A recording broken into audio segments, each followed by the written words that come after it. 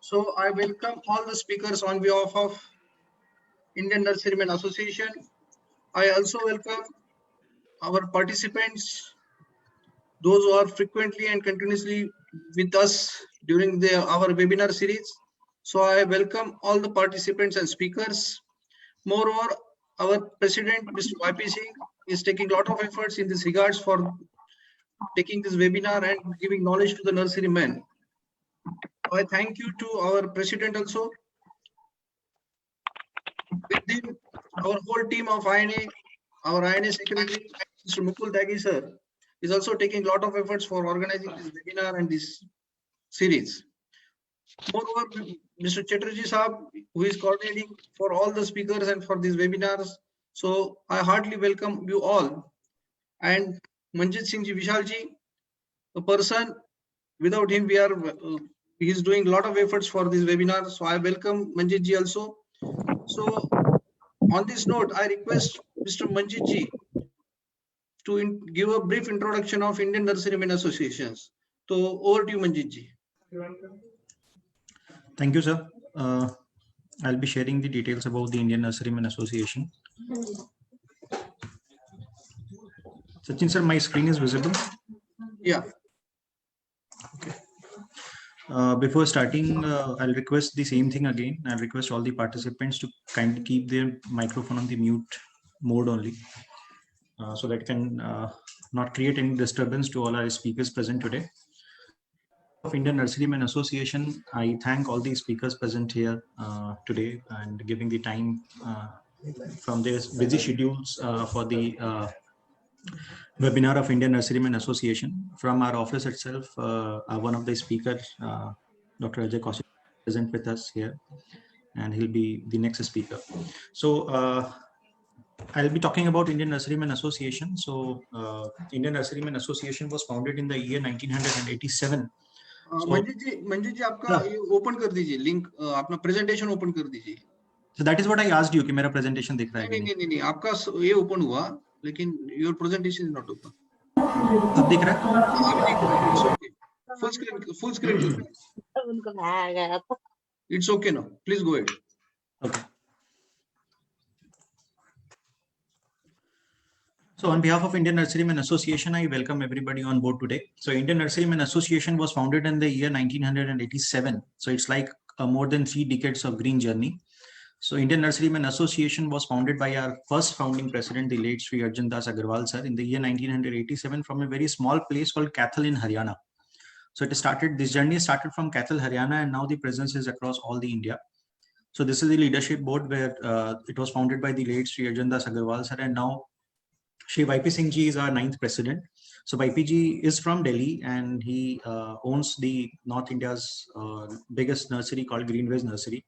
He was into the board of Indian Nurserymen Association at different capacities since 2006. He was the treasurer at that time. Then 2008 to 2011, he was the general secretary. And from 2019 September onwards, he is the president of Indian Nurserymen Association.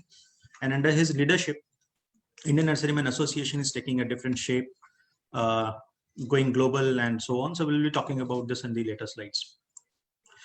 If we talk about the current leadership board of Indian Nurserymen Association, the representation is from across India. We have our vice president from Maharashtra, General Secretary Mukul sir, who is also present today with us in our webinar today, is from Uttar Pradesh, and so on. So we have representation from West Bengal, we have representation from Tamil Nadu, from Andhra Pradesh, from Chhattisgarh, and so on. Apart from the current leadership board, we have so many eminent personalities supporting the cause and the ethos of Indian Nurserymen Association, whether it is Shri Dalir Mehendi Sahab or Sardar Begum Singh Ji. So these people are there on board with us as our green ambassadors, and they are giving their support in all the extent time to time to Indian Nurserymen Association. This journey started in the year 1987 when it was a team of around 6 to 7 founding members. And now by 2019, we have a team more than lifetime member of more than 3,600 people on board. But we call our Indian Nurserymen Association as an extended network of more than 2 lakh farmers across India, because there are a lot of growers, cultivators, and so on. So these people are there to support the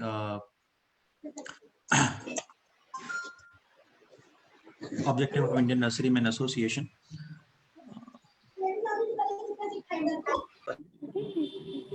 All the participants, can you please keep your microphone on the mute mode?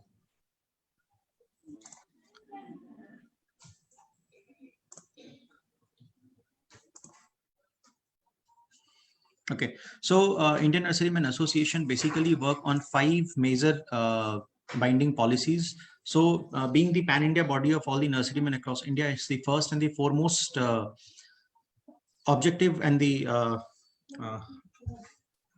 of Indian Nurserymen Association is to be the influential advocates on boards. So we do the advocacy at the national and the international level. On the other side, being the representation of all the nurseries across India, we are also the authoritative educators. We keep on doing so many capacity building programs and lot many activities with our members. The other thing that Indian Nurserymen Association thrive for is to have the collaboration of all the stakeholders from this industry at one place. So whether it is the plant nurseries or the other stakeholders, so we want to bring every stakeholders at one platform and then get the movement of Indian Nurserymen Association moving. Apart from that, we are also the fervent supporters of the plant business, because being the association of all the plant nurseries across India, we need to support the plant business. And at the end, the objective is to have the promotion of healthy and green communities. So this is what the 5 major thematic pillars of Indian Nurserymen Association, around which we do all the activities. The organizational structure of Indian Nurserymen Association is controlled for the entire zones, states, and the mandal level. So we have the national representation from the 11 members of the National General Council Board. And then we have zonal chapters, state chapters, and mandal chapters, so that all our members are getting the kind of control over the administrative setup. And we are in the process of constituting the National Working Committee, in which the representation is from all these states, as well as there are people who are nominated as the members for the National Working Committee and the ex-officios from the Office of Indian Nurserymen Association. If we talk about the thematic areas of Indian Nurserymen Association majorly work on 7 major pillars. So one is the PR and the advocacy part, the network and the partnership mode, the capacity building and the study tours, publication and papers, events and exhibition, research and development, and then the fundraising activity. So if we talk about details about these thematic areas, in PR advocacy, we did the advocacy during the COVID pandemic time, when we had a Zoom meeting with the Ministry of Agriculture, and we somehow requested them to consider plants as the essential category, and Ministry of Home then considered our request, and then the separate notification was issued when plants were considered as the essential item category during the pandemic time. And likewise, we keep on doing so many advocacy at the national and the international level. For example, the Nursery Act, which is proposed by Government of India, Indian Nurserymen Association took this initiative and had a meeting with Ministry of Agriculture, where we strictly raised our voice that what all things are not very friendly with the Nursery Act for our nursery people. So we are in continuous touch with Ministry of Agriculture, and we are doing the advocacy for this particular Nursery Act. Apart from that, we are in touch with National Horticulture Board for the revival of Confederation of Indian Horticulture, and how we can actually take this Indian Confederation of Indian Horticulture to a next level. Mr. YP Singh, the president of Indian Nurserymen Association, is doing this advocacy to have a separate identity as Flower and the Export Forum of India, which will be a separate entity out of AFIDA structure. And likewise, we keep on doing so much of activities for the advocacy part. As far as networking and partnerships are concerned, the reach of Indian Nurserymen Association is now going global. So we have the presence in Japan, we have the presence in Vietnam, Lebanon, South Africa, Netherlands, Italy, Colombia, and so on. Recently, membership from Bangladesh is also there on board with us now. The membership of Indian Nurserymen Association is open for all the people. So whomsoever are interested, they can be the life member or the ordinary member. If anybody is interested to get the membership of Indian Nurserymen Association, they can get in touch with the Office of Indian Nurserymen Association, from where they'll get the support of getting this membership done. Apart from this thing, we are into papers and publications. So every month, Indian Nurserymen Association publishes its monthly magazine called Nursery Today, which is an international standard magazine having 120 pages every month.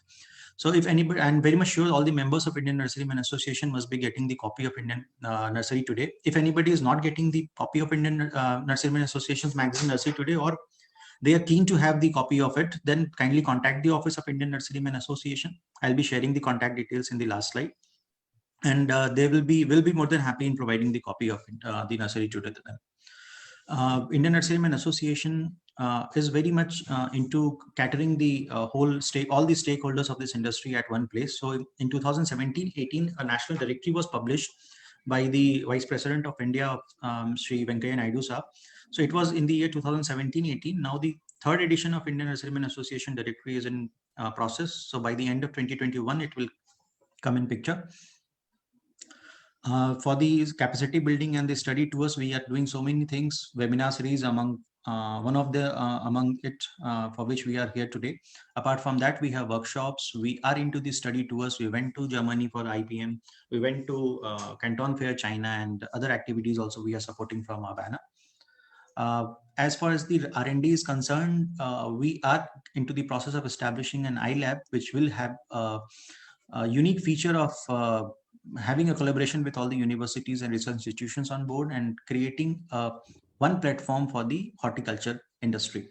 Details of the iLab will be shared very soon with all the participants as well as the members of Indian Nurserymen Association. Indian Nurserymen Association is also into events and exhibition. Everybody must be aware that Indian Nurserymen Association hosts the India's biggest event of horticulture called as HortiPro India, which happens in Pune every year. Next year, it will be there in Delhi as well as Pune. The details of the HortiPro will be shared with all the participants and the members of Indian Nurserymen Association in due course of time. We are also the event partner with Delhi Tourism for their Garden of Tourism show, the flower show that happens with Delhi Tourism. So we support the cause of Delhi Tourism every year. Apart from that, we are into the fundraising activity also, where we keep on doing so many fundraising activities for the social cause. For example, for this pandemic thing, we raised a sum of rupees, approximately 50 lakh rupees for the Prime Minister Relief Care Fund. And that was basically for the pandemic of COVID. And apart from that, we raised the fund when there was flood in Kerala, flood in Maharashtra. So we keep on doing all these kind of activities under the banner of Indian Nurserymen Association. So I'll be sharing the contact details now. So to reach us, you can dial us at 888-244-988, or you can write us at office@indiannurserymen.com. We'll be more than happy to assist you with any additional information required. Or if you need any membership or the copy of the magazine, you can write us or you can call us anytime. Thank you. Over to Sachin sir. Thank you, Manjuji. Thank you very much for giving very brief presentation and very good presentation. Thank you very much. I request all the participants, those who are participating in today's webinar, there is one link in chat. So please open your link and do registration for today's webinar.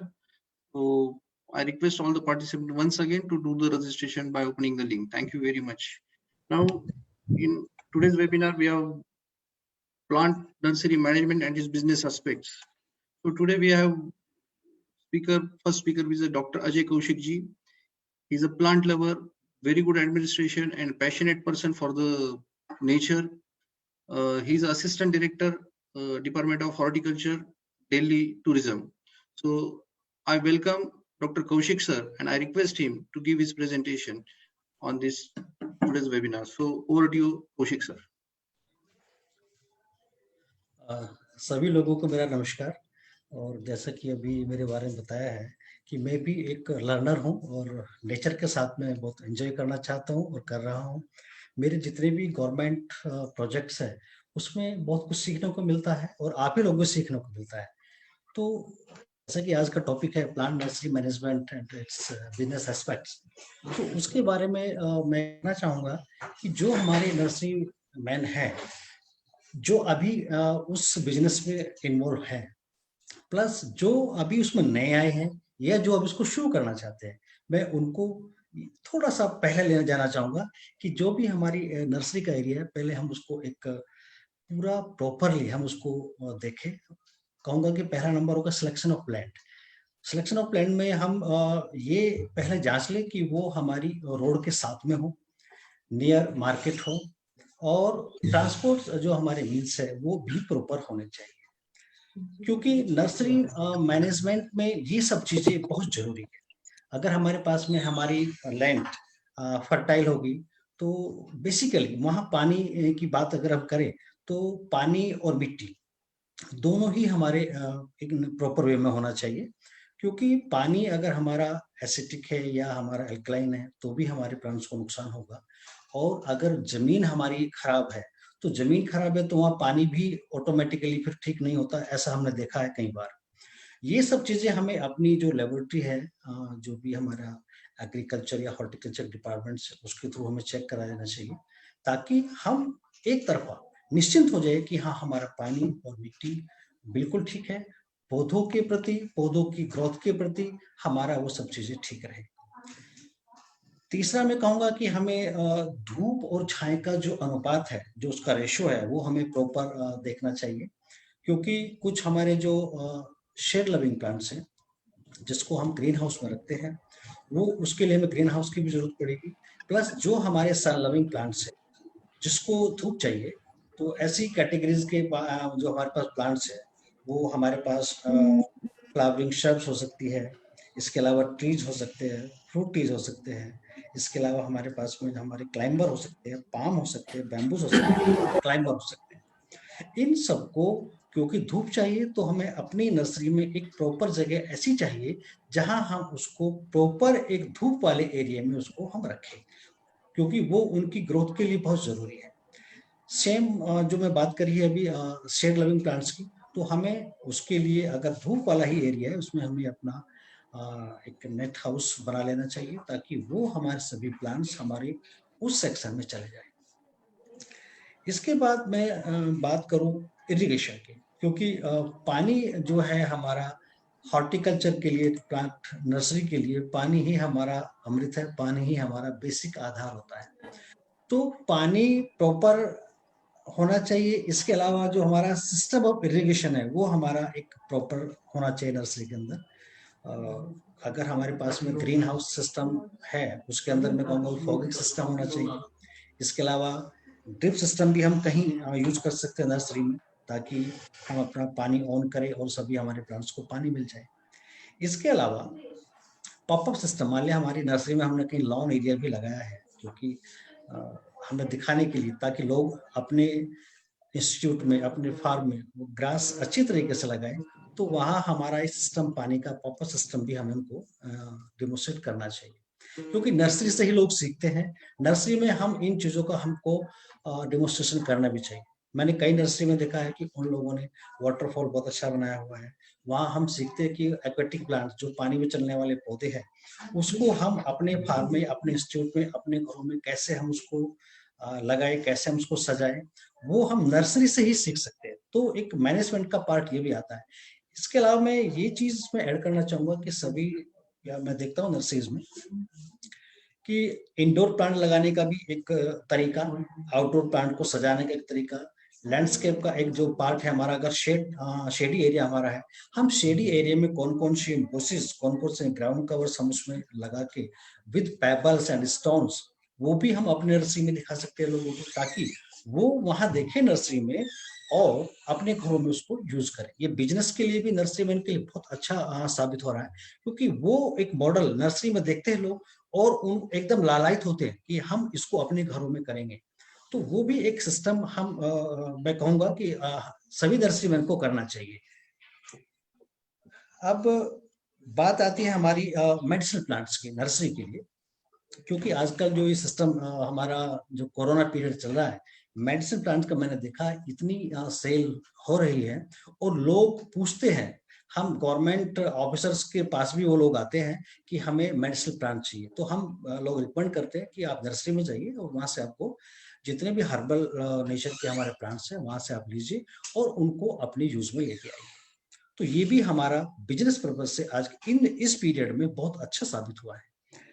मैं कहता हूं कि जो vegetable लोगों ने इस period मैंने देखा अपने घरों में, अपने गमलों में, अपने कंटेनर्स में, अपने घरों में सब्जियां उगाई है, अपनी बालकनी में सब्जी उगाई है और अपने छतों के ऊपर सब्जी उगाई। अगर किसी के पास बाहर जगह है और कच्ची जगह नहीं है, उन्होंने सब पॉट्स में, कंटेनर्स में, सब लोगों ने जिसके पास ये फैसिलिटी थी उन्होंने इन सब चीजों को यूज किया है और आज भी कर रहे हैं। तो ये चीजें हमें अपना यूज करना चाहिए। इसी सीरीज में कहूंगा कि सीजनल प्लांट्स जो हमारा धूप हम उसको एक जगह देते हैं। सीजनल प्लांट्स का भी मैं कहूंगा कि हमें अपनी पूरी पट्टियां बना के रखनी चाहिए, और कहाँ colour combination, red, white, yellow, जो भी कलर्स हमारे पास नेचर के है, उसको हम पूरा एक सिस्टमेटिक ढंग में अपने नर्सरी में रखें, ताकि लोगों को वहां से सीखने को मिले कि हम अपने घर में कौन सा पीछे, कौन सा आगे, कौन सा बीच में, हाइट वाइज। मैं कहता हूँ लेयर प्लांटेशन भी हम अपने बॉर्डर में, अपने लॉन में कर सकते हैं। ये सिस्टम भी हम अपना इसमें यूज कर सकते हैं।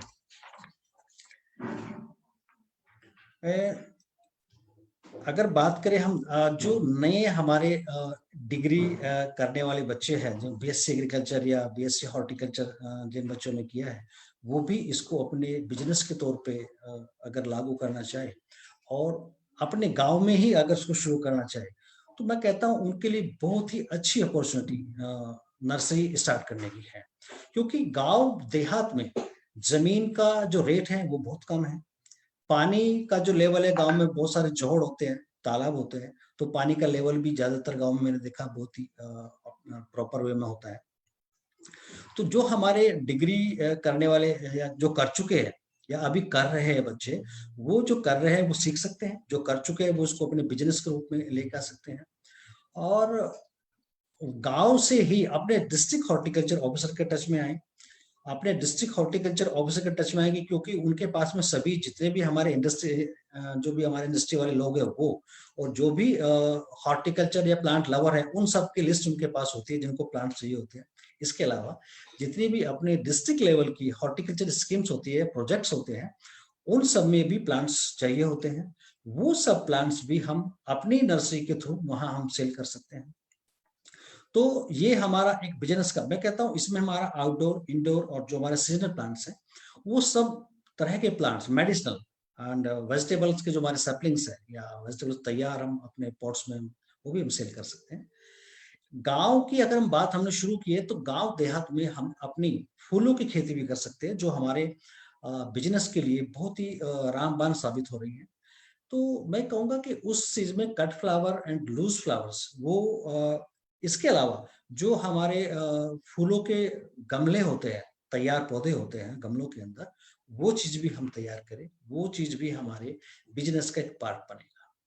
तो कुल मिला के मैं यही कहूंगा अपने जितने भी हमारे नर्सरीमैन साथी हैं और जो हमारे बच्चे डिग्री करके आ रहे हैं हॉर्टिकल्चर या एग्रीकल्चर में, उन सब के लिए कि बिजनेस हॉर्टिकल्चर में बहुत अच्छा फ्यूचर है।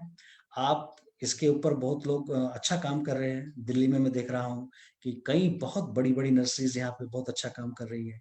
और मैं, क्योंकि मैं राजमुंड्री एंड ये अपना कलकत्ता, पुणे, जो हमारा ये लोकल देहात यहाँ पे गजरौला है, मैं सब जगह मैं विजिट करता हूँ, तो बहुत सारे लोग इस बिजनेस में बहुत अच्छा काम कर रहे हैं। मेरी उन सबको मेरी शुभकामनाएं, वो और आगे बढ़े, बहुत अच्छा काम करे, टेक्निकल वे में काम करे, क्योंकि इसका स्कोप बहुत बड़ा है। मैं कहता हूँ आप लोग, हमारा, मैं गवर्नमेंट में हूँ, तो हमारे पास में इतने बड़े बड़े प्रोजेक्ट्स आते हैं कि हम आज गवर्नमेंट भी प्राइवेट लोगों से के साथ ही काम कर रही है। लेयर प्लांटेशन में कहूंगा, अगर मैं बात करूं कि किसी भी अथॉरिटीज में, अगर ट्रांसपोर्ट अथॉरिटीज की बात करूं, अभी बहुत अच्छा काम करने जा रहे हैं हॉर्टिकल्चर के लिए। तो फ्लावरिंग ट्रीज वहां हम अगर हमारा एक लगे हुए हैं, तो जितनी भी हमारी पब्लिक आती है उनको देखने में बहुत अच्छा लगता है। आप लोगों के थ्रू सेल होगी, तो अभी ये सब चीजों का क्रेज डे बाय डे बढ़ रहा है। तो आप लोग इसमें आगे आइए, मेरी शुभकामनाएं आपके साथ है। Thank you.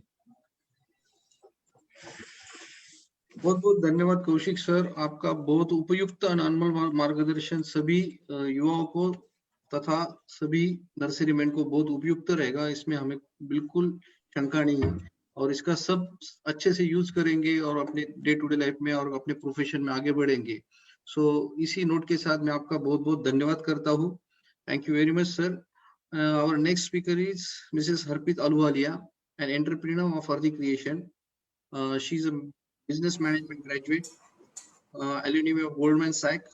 She has written a number of magazines on gardening and decor and exclusively featured by the media. She is also felicitated by the Sheila Dikshit among the 10 women's faces in India. She is also a Rotary and BSc National Award for Excellence Women Appreciations. So ऐसे शख्स हम आज हमारे साथ में है कि जिनसे हम मार्गदर्शन पा सकते हैं. So I welcome Harpreet madam and I request her to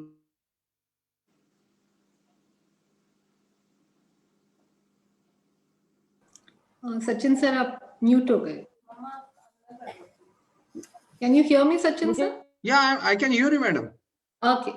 Good afternoon, everyone, and thank you so much, the Nurserymen Association, for giving me this opportunity to be addressing today. Let me start with the topic, plant management. Now, Kaushik sir ने तो उसको बड़े level पे बात करा. I'm going to talk it at a micro level. Do we need to manage plants, or they manage themselves? This is the question that we need to think about, understand, and ponder. In nature or in the natural habitat, plants knows. Harpreet ji, एक second. Sachin ji मेरा screen sharing option on कर दीजिए, please. Manjit ji, madam का screen sharing option छवि I got the point, madam. Yeah.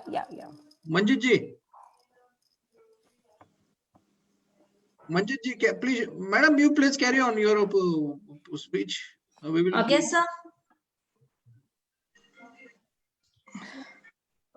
Just a second, madam. Yeah.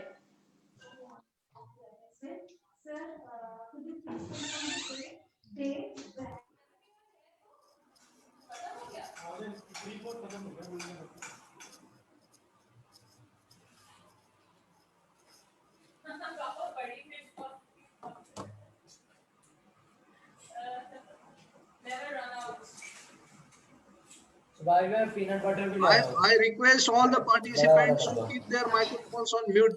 It's my humble request to all the participants to keep their microphone on mute, please.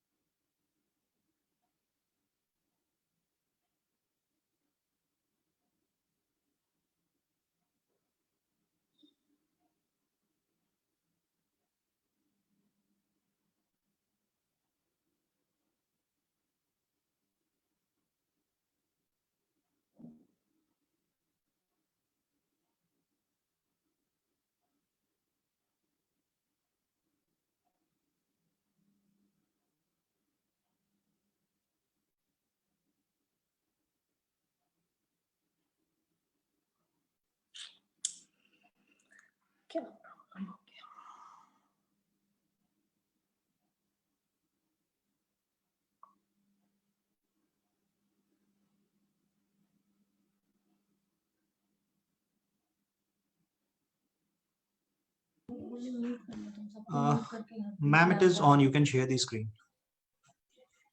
Okay. Can I start, Sachin sir?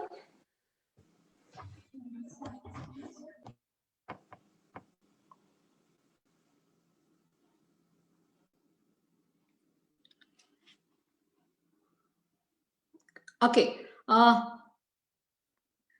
So like I said, do we need to manage plants or they manage themselves is the question that we need to address, understand.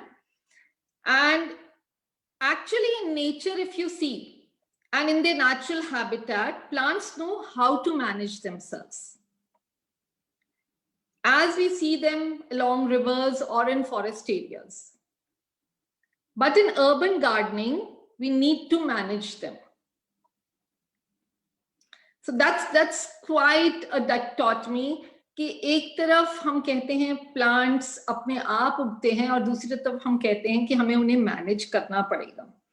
So learning to manage them today is a skill, and nurseries are the best place to guide and educate the urban gardener. Since they manage plants in quantities, they can so well explain how to take care of a plant. So Kaushik ji के point को मैं further करती हूँ और बोलूंगी कि the first step before picking a plant from a nursery is to see where and how they have kept it in their place. Observing plants tell a lot. Questioning them about the plant characteristics and the soil composition, height it would reach after 6 months. आप जब भी कोई पौधा लेते हैं तो उसको 6 महीने के ग्रोथ के बारे में सोच के लीजिए और उसी तरह के हिसाब से उसको सोचिए. आज आपको छोटा दिख रहा है पर आपकी बालकनी में, आपके टेरेस में, आपके गार्डन में 6 महीने बाद या साल बाद वो किस हाइट पे पहुंचेगा, आपको उसी हिसाब से उसकी प्लेसमेंट करनी है. So you have to question the nursery guy who is selling that plant to you कि आपका पौधा 6 महीने बाद या साल बाद किस हाइट पर जाएगा. आपने शायद ऐसे लगा दें अपने आज आपको छोटा दिख रहा है, आप उसको ऐसे लगा लें अपने गार्डन में कि उसके ऊपर छाया हो जाए जबकि वो धूप मांग रहा है. So you have to understand the plant before picking it up from the nursery. Question them about the plant characteristics, soil composition, like I said, height in which it would reach in 6 months, which area it has come from. ये बहुत बड़ा एक question हो गया है Delhi NCR में कम से कम, कि वो पूना से आ रहा है कि वो कलकत्ता से आ रहा है और या वो बैंगलोर से आ रहा है या वो इंपोर्टेड ही है. तो उसको उस तरह से आपको केयर करनी पड़ेगी. You just can't have a blanket way of taking care of every plant, क्योंकि वो आपके एरिया का है ही नहीं.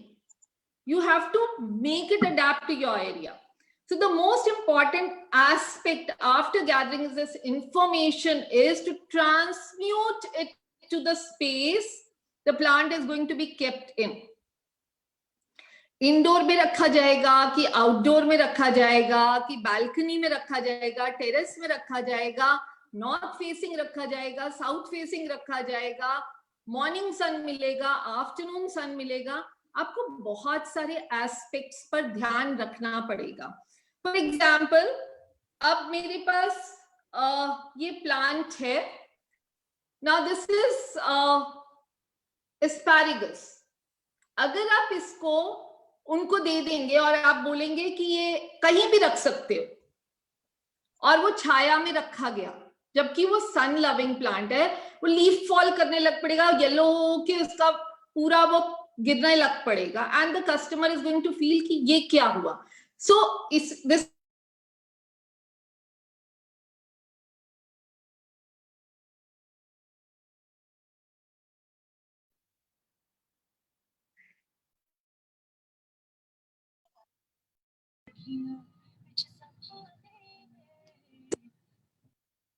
okay. So similarly, we have this ficus. Ficus again loves to stay outdoors. It can be in full sun, it can be in partial shade, but not 100% shade, and definitely not indoors.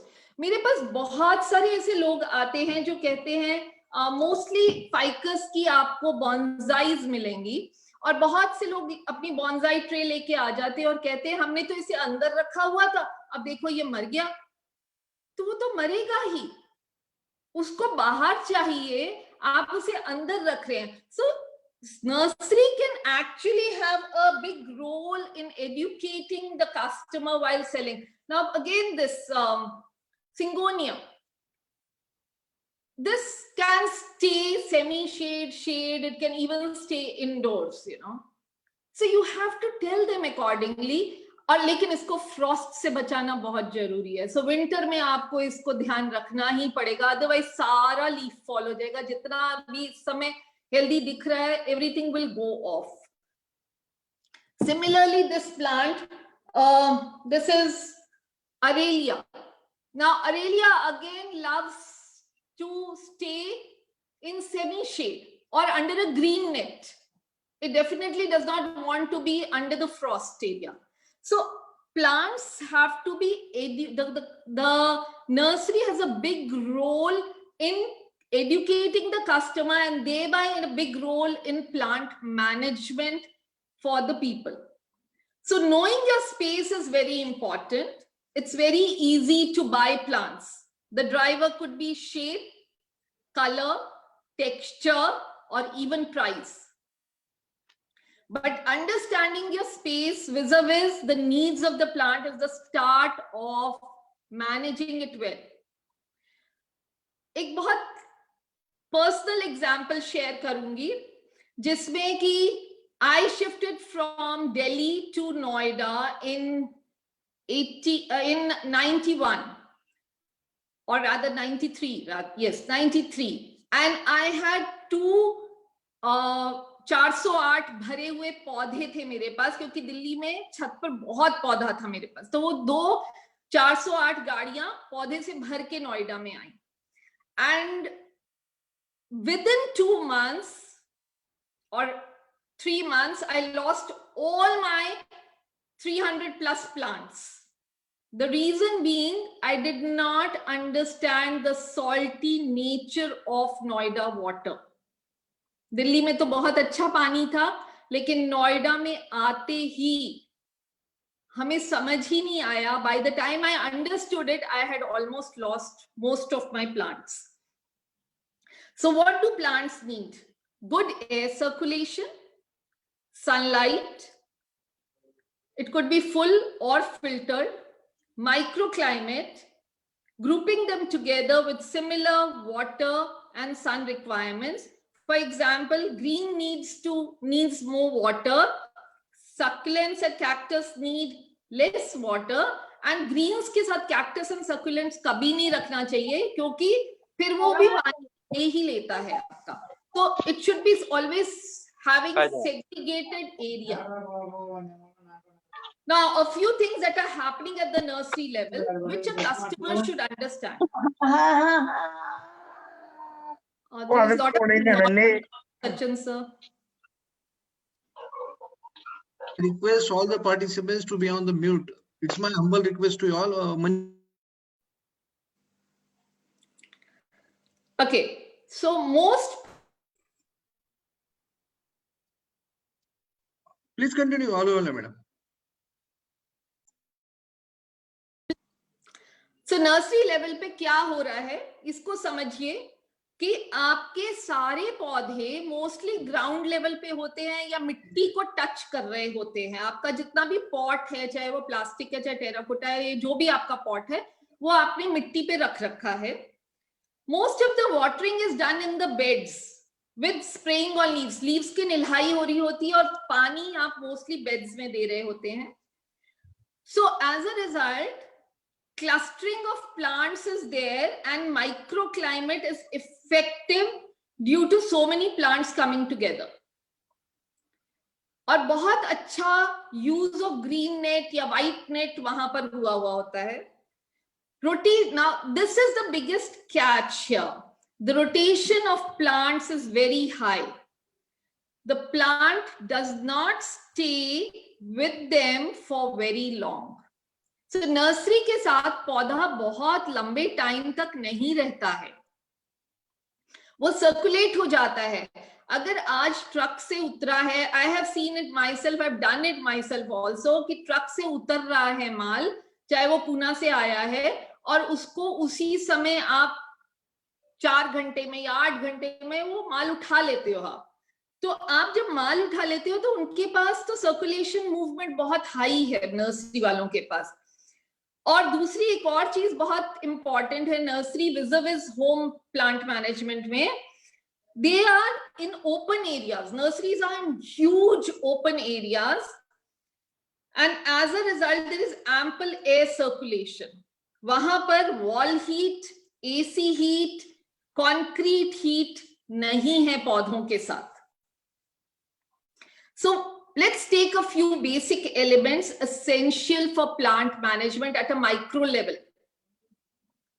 One, pot preparation, soil, watering, sunlight, fertilizer, and season and weather.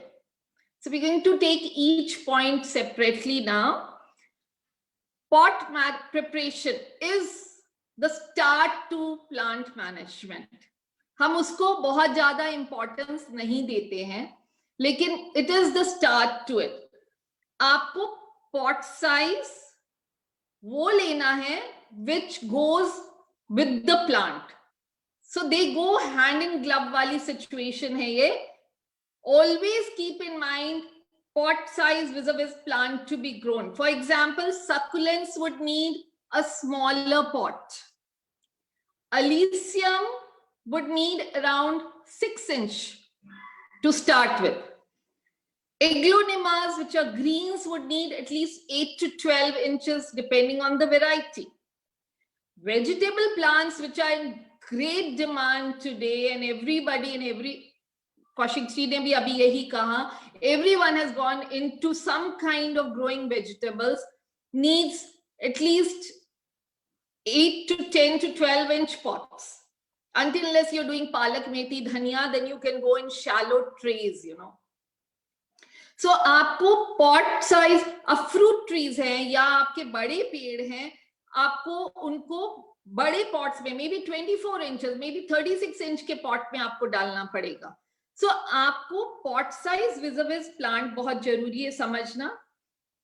Material of the plant pot भी बहुत जरूरी हो जाता है. You can grow in plastic. There's no harm. A lot of people are doing it, but you should understand the pros and cons of growing in plastic or in ceramic or in terracotta.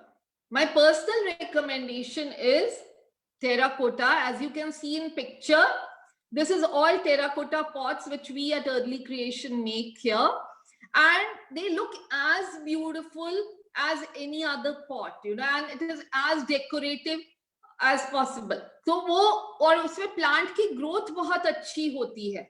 Terracotta has this thing, you know, it's a breathing medium, it's a biodegradable medium, it is environmental friendly, and it helps the plant to grow. Usko oxygen better milta hai plant ko. So as a result, this is a much better medium than the plastic or the ceramic, although you are free to use whatever mediums you are using.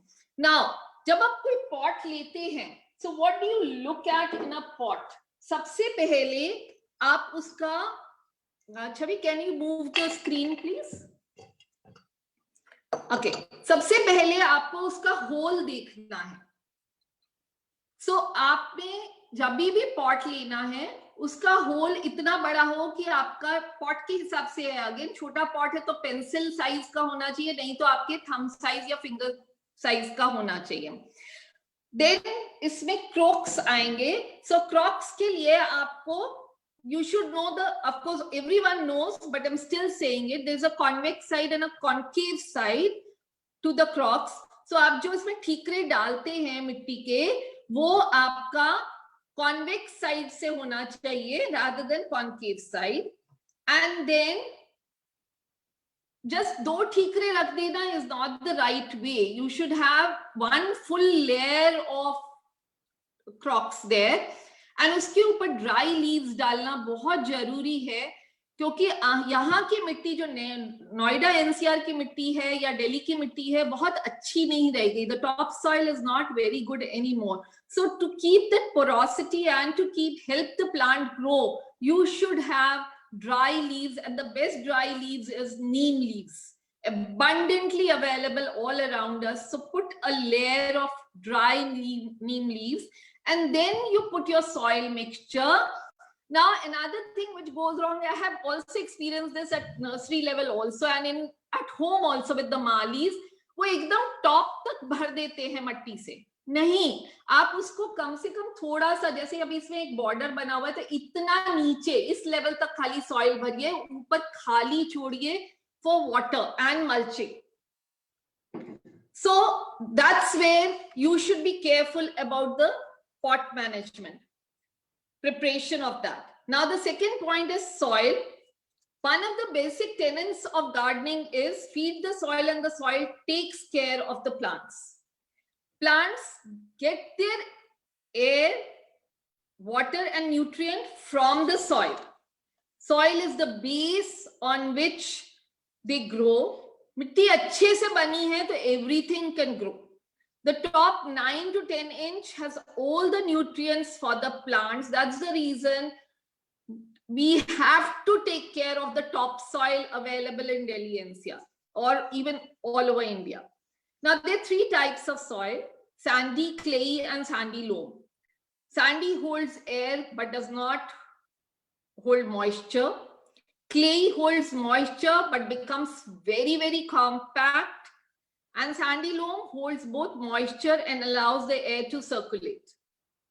So ideal soil should be porous, where air and water is balanced, should have high carbon level, and should encourage microbial activity because microbes help carry the nutrients from the soil to the plant. Now the question is, how do you keep these microbes in the topsoil? No chemicals should be put. I personally would say, हमने topsoil खराब की है chemicals डाल के, तो आप say no to chemicals. Do lots of mulching in your soil, with चाहे green mulching करिए, चाहे dry mulching करिए, चाहे straw mulching करिए. Do lots of mulching to create humus in the soil. And you should, आज की demand जो कहती है उसके हिसाब से बोल रही हूँ, put cow-based fertilizer in the soil. That would really, really help in plant management. Another thing that you must take care is you should always solarize your soil. आपके pots खाली हुए हैं, आपकी जमीन खाली हुई है, आप उसकी मिट्टी को सोलराइज करिए, उसको धूप में 3 से 4 महीना छोड़ दीजिए in the summers especially. और अगर विंटर में है तो कम से कम उसको पलट के धूप लगवाइए, खोल दीजिए. Let all the bacteria and the viruses get cleaned up by the sun itself. So if you have taken your garden soil, उसमें coco peat add करिए. Coco peat should be at least 4 to 5 times washed. I would recommend all nursery people to educate the customer. मैंने खुद ये गलतियां की हैं कि cocopeat ली, उसको पानी में डाला, फुलाया और मिट्टी में मिला दिया. नहीं, उसका जो एडहेसिव वो जाके जड़ों में चिपक जाता है. सो उसको कम से कम 3 से 4 बार 5 बार धोना है. डालिए पानी में, छानिए, डालिए, छानिए, तब कि उसका एडहेसिव निकल जाए. Then add the coco peat. It's very healthy to add coco peat because it makes the soil lighter and it adds body to the soil. Home compost is a must to be added today. एक तो आप waste management करेंगे, दूसरा आप environment को support करेंगे, तीसरा आप अपने ही घर में fertilizer बना पाएंगे. So start making home compost and add it. It will give nutrients to the soil. Farm manure जो आप लाते हैं, चाहे आप नर्सरी से ला रहे हैं, चाहे आप किसी फार्म के साथ टाई अप करके ला रहे हैं, farm manure is very, very healthy. It gives lots of nutrients to the soil. Yes, but आप farm manure लाए और आपने soil में mix कर दिया और आपने plant लगा दिया.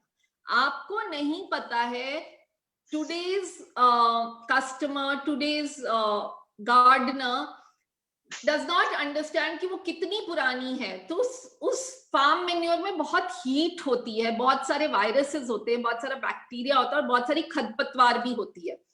तो इसलिए मैं जो करती हूँ, मैं उसको 6 महीने से 1 साल अपने पास रखती हूँ और उसे और डिकम्पोज करती हूँ. सो जो भी फार्म मैन्योर आप ले रहे हैं, चाहे नर्सरी से लीजिए, चाहे कहीं से भी लीजिए, आप उसको अपने पास 6 से साल भर रख के, 6 महीने से साल भर रख के और डिकम्पोज करके, ठंडा करके, फिर अपने सॉइल में मिक्स करिए. इसमें आप लीफ मैन्योर ऐड कर सकते हैं, which is very healthy. आपकी जब पतझड़ होती है उस समय आप खूब सारी लीव्स इकट्ठी करके उसकी आप लीफ मैन्योर बना सकते हैं। आप इसमें राख ऐड कर सकते हैं और इसमें आप नीम खली ऐड कर सकते हैं, because that also acts as a pesticide. Now the third element to this is watering in plant management. Watering is actually a skill and it should be done judiciously. It is a facilitator. It takes nutrients to the whole plant. मेरे पास ना जब ये because I do these decorative pots with plants, तो मेरे पास बहुत सारे लोग आते हैं और जब हम उनको पॉट देते हैं प्लांट लगा के, तो the very basic question they will ask, they say, पौधे को पानी देना पड़ेगा? Now this is absolutely very weird. भैया कोई चीज बिना पानी के चल सकती है, but the customer doesn't know. वो ये question मेरे से पूछता है. Now when you water the plant, वो ड्रेनिंग होल से नीचे से निकल जाना चाहिए, excess water should come out, पर उसके बावजूद प्लांट के पास एक्सेस वाटर होता है, तो वो जो लीव्स के नीचे वाला हिस्सा होता है उससे वो निकालता है, उसके नीचे वो इवेपोरेट करता है वहां से. So that's the reason the lower part of the leaf is always wet, और उसी में पेस्ट अटैक होता है ज्यादा करके. तो पौधे के ग्रोथ के लिए, उसके विकास के लिए नमीपन और कम नमीपन का cycle is very important. Plant grows better when roots search for water. Overwatering will always kill. So that's the reason, you know, the trees, जो हम कहते हैं बड़े बड़े पेड़ों की जड़ें बहुत दूर तक जाती हैं, वो actually they are searching for water and of course anchoring themselves. So there are 2 points in watering that you should be watchful of: saturation point and wilting point. If you know this, if you remember this, your plant management is going to be perfect. What is saturation point? Fill the pot with the water. There is no concept called thoda pani. मेरे पास लोग कहते हैं हमने रोज ना मग से थोड़ा थोड़ा पानी दिया. There is nothing called thoda pani. It is either watering और it is no watering. तो आपको पानी उतना देना है जितना कि उसके नीचे के होल से निकल जाए. और विल्टिंग पॉइंट ये है, कब वाटर देना है? री water when the plant is slightly wilted. हम ये क्रिसैंथेमम में बहुत बोलते हैं कि वो थोड़ा सा लटकने लगे तो आपको उसको री वाटर करना है. तो always remember, watering it can be very easy if you know the saturation point and the wilting point. Otherwise it's a pain. So plant dies more of overwatering. जैसे कि हम खा के लोग obese हो जाते हैं, diabetic हो जाते हैं, इसी तरह plant को भी जब आप overwater करते हो, it doesn't feel happy. हम क्रिसैंथेमम में बहुत बेसिक बात बोलते हैं, it hates wet feet. तो standing water या हर समय पानी उसे नहीं पसंद है. During summer, mulching helps in water conservation. Evaporation decrease हो जाता है. So mulching is very important when you're also watering. Now another thing which is very common in gardens is, हम पाइप लेते हैं, उसके आगे अंगूठा लगाते हैं और स्प्रे चालू कर देते हैं सब पौधों के ऊपर. Always water your plants softly, not with a jet spray. उससे क्या होता है, आपका मल्च मूव कर जाता है, आपका सॉइल मूव कर जाता है और जड़ नंगी हो जाती है. तो उसमें फिर आइदर पेस्ट अटैक हो जाएगा या धूप लग जाएगी या हवा लग जाएगी, and the plant is going to die.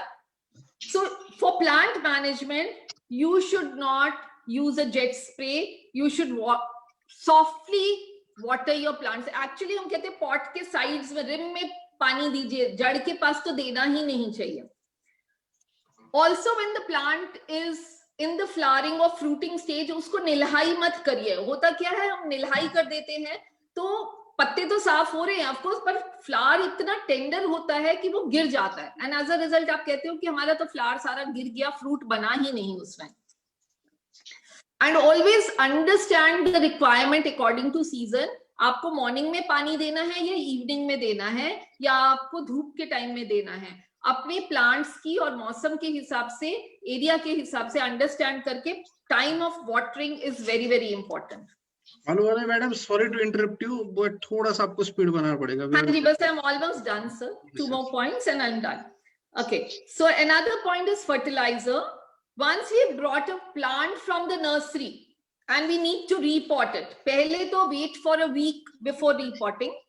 Let it acclimatize itself with your space and water.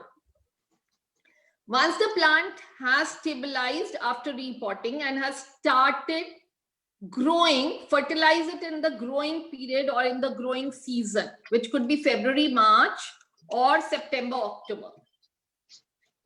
Now the question is chemicals like DAP, urea, NPK या natural organic fertilizer should be used. ये आपको decide करना है. मैंने अपनी recommendation पहले भी बोली है कि मैं पर्सनली, आज की डिमांड कहती है कि हमें जीवामृत, पंचगव्य और एंजाइम्स यूज करना चाहिए, ना कि केमिकल फर्टिलाइजर्स करना चाहिए. अभी जो भी आप फर्टिलाइजर यूज करें, always remember pre watered pot में करें, ना कि सूखे हुए गमले में आप डालेंगे तो वो पौधे को डैमेज करके जाएगा. Now the last point in this is season and weather. Understand your plant vis-a-vis your season. Best example is adeniums. February, March में profuse flowering होता है, needs water and sun, watering almost alternate day. In winter, November to January, low to nil watering हो जाता है, leaf fall हो जाता है, but still needs sun. Tulsi ji needs sun, but in winter needs to be saved from the frost. Syngonium जैसे मैंने अभी आपको बोला, विंटर में आपको उसको प्रोटेक्ट करना पड़ता है. तो and all flowering and vegetable plants जो विंटर के हैं, उनको सबको फ्रॉस्ट का कोई टेंशन नहीं होता, उनको पूरा धूप चाहिए, पानी भी चाहिए, सब कुछ चाहिए. So understanding the season and weather is very important. In fact हम प्लांट मैनेजमेंट को बहुत डिटेल से अपने इस कोर्स में भी बताते हैं, जो हमारा अभी 4th to 6th of December में हो रहा है, where we teach the natural way of gardening. Now let me just introduce, when I said that we make these pots and we primarily, this is early creation के नाम से हम लोग ये pots बनाते हैं, and this is basically a socio-economic venture. We primarily deal in terracotta pots in animal shapes, and our tagline is love an animal, gift a plant, now and always. We create environment consciousness through these pots in the form of, you are empathy towards animals, to the plants and to the environment. So that's what we do at early creation, and we recommend always, terracotta pots are the best pots to grow plants in. Thank you so much, Sachin sir. I'm done. Thank you very much, madam, for your valuable guidance and informations. Now, आज का जो पूरा श्रेय जैसा है आज के webinar का, तो जाता है Kshitij Agritech, our sponsor from Ahmedabad, जिनका dealing liquid fertilisers as well as peat moss में है. So they have collaboration with Mikskaar. Now one of speaker from Estonia now with us. So I welcome Leela Haugas. She is a communication manager and global marketing strategic in Mikskaar, Estonia. Leela Hughes is an international marketing expert and is responsible for developing client relationship in Mikskaar. She has brought in new and innovative ways of marketing tools, which has been worked out at the global levels. Her experience is more than 10 years as an organizer and business mentor in the international market. So I welcome on behalf of Indian Nurserymen Association to Leila Hughes, and I request her to give her presentation. Over to you, Leila, madam.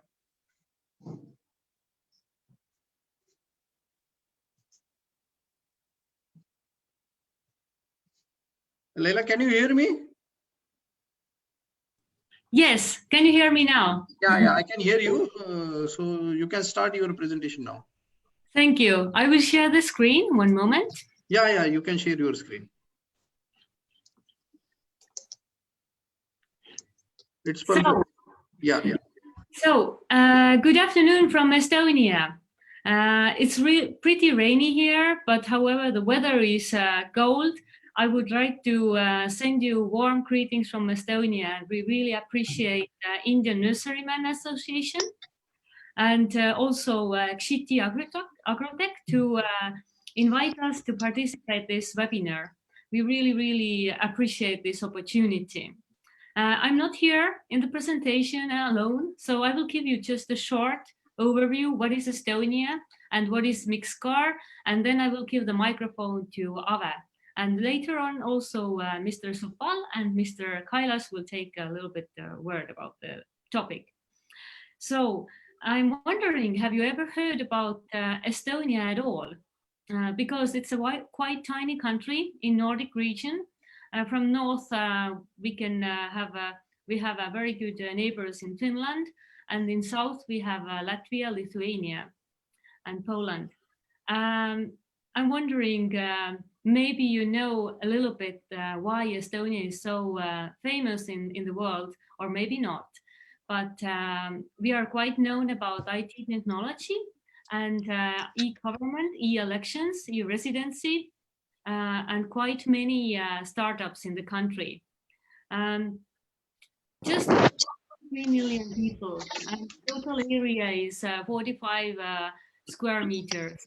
So imagine, compared to India, it's a very tiny, almost like a village in India. The second thing why Estonia is very known is the purest air in the world, and also the purest and wildest nature. So also in my slide right now, in top you can see Haugas, which we are also very known about, and also, as you know, Peat Moss is coming from natural bog. So let's talk about a little bit more Mikskaar. Mikskaar is a family company, and we have over 26 years of experience in peat moss industry.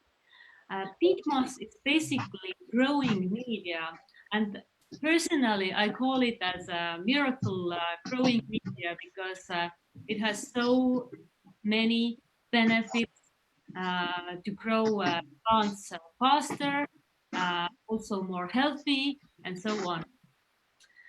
So, but this topic we'll talk about Ave later on. So Mikskaar has also 2 factories in Estonia, and we have an international quality sign, RAL. Maybe you know about it, it's coming from Germany. Talking about the clients all over the globe, we have over 60 different clients, starting from Latin America, ending with Australia. So basically, all the countries you can imagine are using peat moss already quite a long time. And I would like to ask actually somebody to unmute the microphone. Maybe I request, I request all the participants keep their microphones on mute. It's my humble request to you all. Please continue, Leila. Okay, thank you. So if we talk about the clients all over the world for Mikskaar, then I would say that the Mikskaar has been developed some certain countries as a pioneer and introduced peat moss from the beginning. And I can see that India also is one of the growing markets where peat moss could be as additional for soil or also just a starter for germination. So basically, we are very known in Middle East, in Southeast Asia, and some of the countries we are the top 1 peat moss provider. So what else? Maybe I will give the microphone now to Ave, and because she knows almost everything about why peat moss is good in certain markets, and I think, yes, Ave, are you here? Hello, everybody, I'm here. Great. Can you receive me?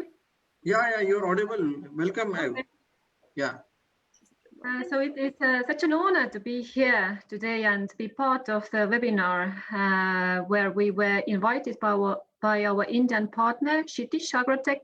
And I'm glad to introduce you one of the most loved growing medium peat plants. I hope you will gather practical information and get acquainted with a trustworthy plant environment.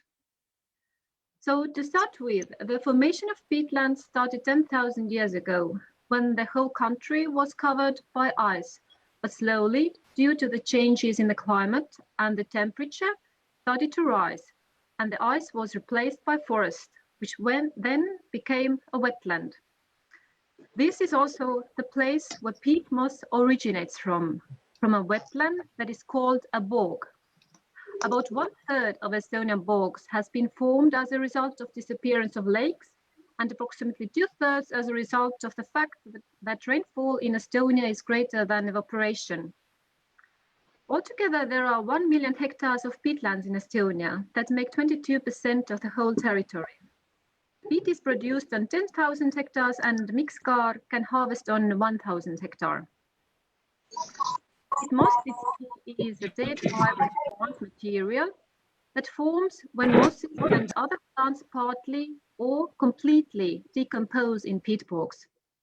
On the whole, 90% of the plant matter in bogs is made up of sphagnum moss, which makes the composition of peat very homogeneous.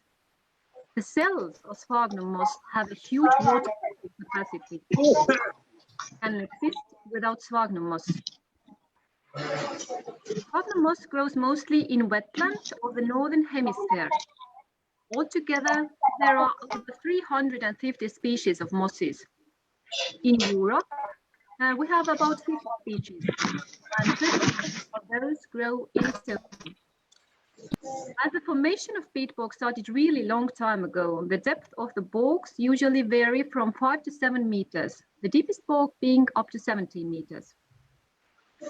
Now, when we come to bog and speak about it more specifically, then there are 3 different layers of bog. The upper layer of the bog is slightly decomposed, medium layer more decomposed, and bottom layer the most decomposed. The color of the peat reflects its degree of decomposition. Principally, we can divide peat into white or blonde, brown, and black peat. Compost scale helps us to measure and describe different peats by their physical and chemical characteristics. The white peat, which is from the upper layer of the bog, is light in color and also light in weight, with a rather low density of about 100 to 160 kilograms per cubic meter. pH is low, 3 to 4.5. It has high organic matter content of about 98%. It contains also beneficial microorganisms. The lower layer, brown peat, we can see in color of light brown to dark brown. There is 88% of organic matter. The density is higher than in white peat. It's about 160 and 250 kilograms per cubic meter. pH is also higher, 4.5 to 5.2. It has also better water absorption and water retention ability. On the very bottom of the bog, there is a black peat with highest pH, 5.2 to 6. The color is from dark brown to blackish. It also has a high density of about 250 to 470 kilograms per cubic meter. The water retention is highest in black peat, and it is also the most decomposed. Talking about the advantages of peat, it is very important to mention that it is free of weeds, insects, and diseases. More to this, it acts like a sponge, absorbing water and nutrients and releasing them as needed. Peat moss improves soil buffering capacity. So it is the ability of soil to stop nutrient or pH changes by absorption. It also has a great air porosity, which is very needed by the roots. Various research reports have confirmed suppressive qualities against certain root rot pathogens.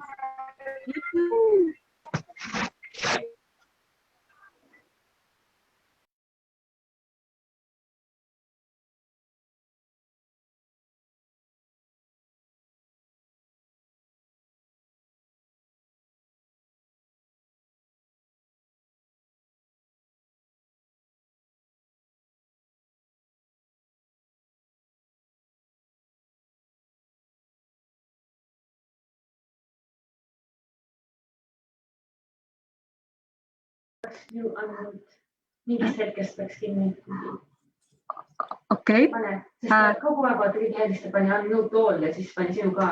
Kelgi lihtsalt seda. Yes, sorry. Maybe I will start again from the beneficial microorganisms because I was muted. Please continue. Perfect. Just. So, various research reports have confirmed that Swagnum peat moss has disease suppressive qualities against certain root rot pathogens due to their synthesis of antibiotics. So this is due to the presence of beneficial microorganisms Swagnum peat moss contain, many of them, such as Penicillium, Trichoderma, Mikskaar, Mozzarella.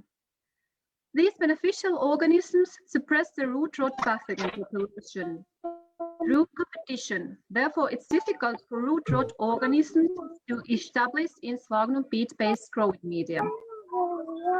It's also important to mention that white peat has more of the microbial population than the darker one, which is from the lower layers of the bog. Peat moss is a very popular soil revision because of its ability to help sandy soil retain moisture and nutrients, and it adds more substance and body to sandy soil. In case of heavy clay soil, it helps to loosen it up and allow proper healthy root growth and better drainage. It helps the plant's root system to absorb nutrients, water, and oxygen. Because peat moss has naturally low pH of about 3.5 to 4, it is also an excellent soil amendment for acid-loving plants or for high alkaline areas. Leila, could I have the next slide, please? Thank you. Mikskaar makes substrates for all plants and for all growing phases of the plant. We will provide the grower with germination substrate and from there with ready-to-use substrate for seedlings and to fully grown plants. In addition to peat moss, which is 100% organic, we can also mix into the product wood peat or wood fiber, which is very light and which we can compress more into the bale. So the volume of the bale will be greater. When adding mineral components, we can choose between limestone to adjust the pH of the peat so that the plant can uptake all the nutrients. Then mineral fertilizer, either starter one or slow release one. Then wetting agent, which makes the irrigation.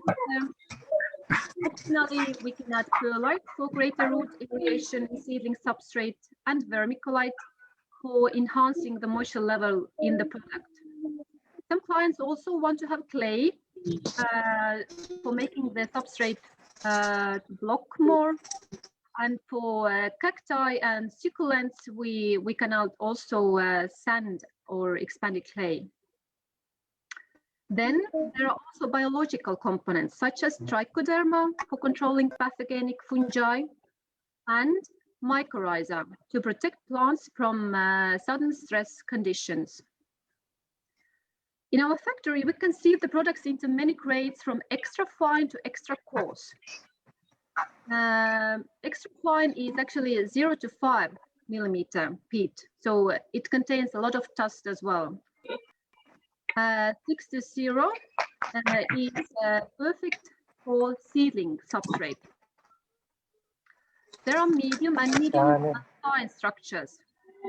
0 to 10, 5 to 10, 0 to 20, 6 to 20, and 0 to 40 millimeter structure for pots which are bigger than 12 centimeters.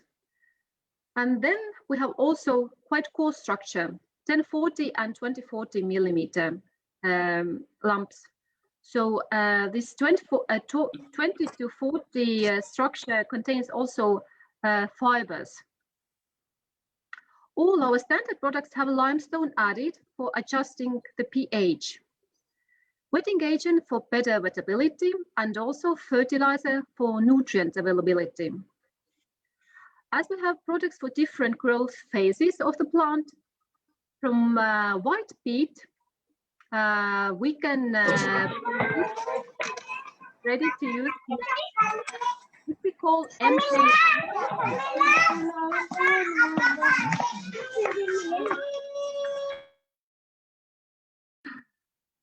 Okay. Excuse me, Dr. Ajay Balasaheb. Maybe your phone is in the pocket and the microphone is going to unmute all the time and mute. So maybe you can organize this. We would appreciate. Okay, sorry for the interference. Ev, please continue. Okay, thank you. This MKS1 is a seedling substrate and it has a starter fertilizer included. So the starter fertilizer means there is 1 kilogram of fertilizer per cubic meter of peat. Then we also made seedling substrates from black peat. We call it MPS series. There is MPS1 with also starter fertilizer and MPS11 with medium fertilization. So this is 1.5 kilograms of fertilizer per cubic meter. As black peat is part of highly decomposed peat and a minor part of white peat, the structure is thus 0 to 6 millimeters. So when it is time to repot the plants, we have tailored white peat potting mixes. They all have medium level fertilization and the difference between them lies in the structure of peat particles. There is MKS12 of peat moss with structure 5 to 10 millimeters, then MKS2, 6 to 20 millimeter structure, and MXL, which has the structure of 10 to 40 millimeters. And they all have 1.5 kilogram fertilizer per cubic meter added. Then there is a special product for acidophile plants because some plants require lower pH, and we have tailored MKS3 where the pH level is 4.2 to 5, and there is also starter fertilizer included. But in case there is a request by the client that he doesn't want to have the fertilizer included, then we can offer base substrate. We call it MKS0. The pH has been adjusted, wetting agent added, but no fertilizer. So the fertilization can be done on spot at the nursery. And last but not least, there is our smart substrate, micro substrate T22 with bioagent to boost the plant growth by improving nutrient uptake and increasing plant resilience against pathogens.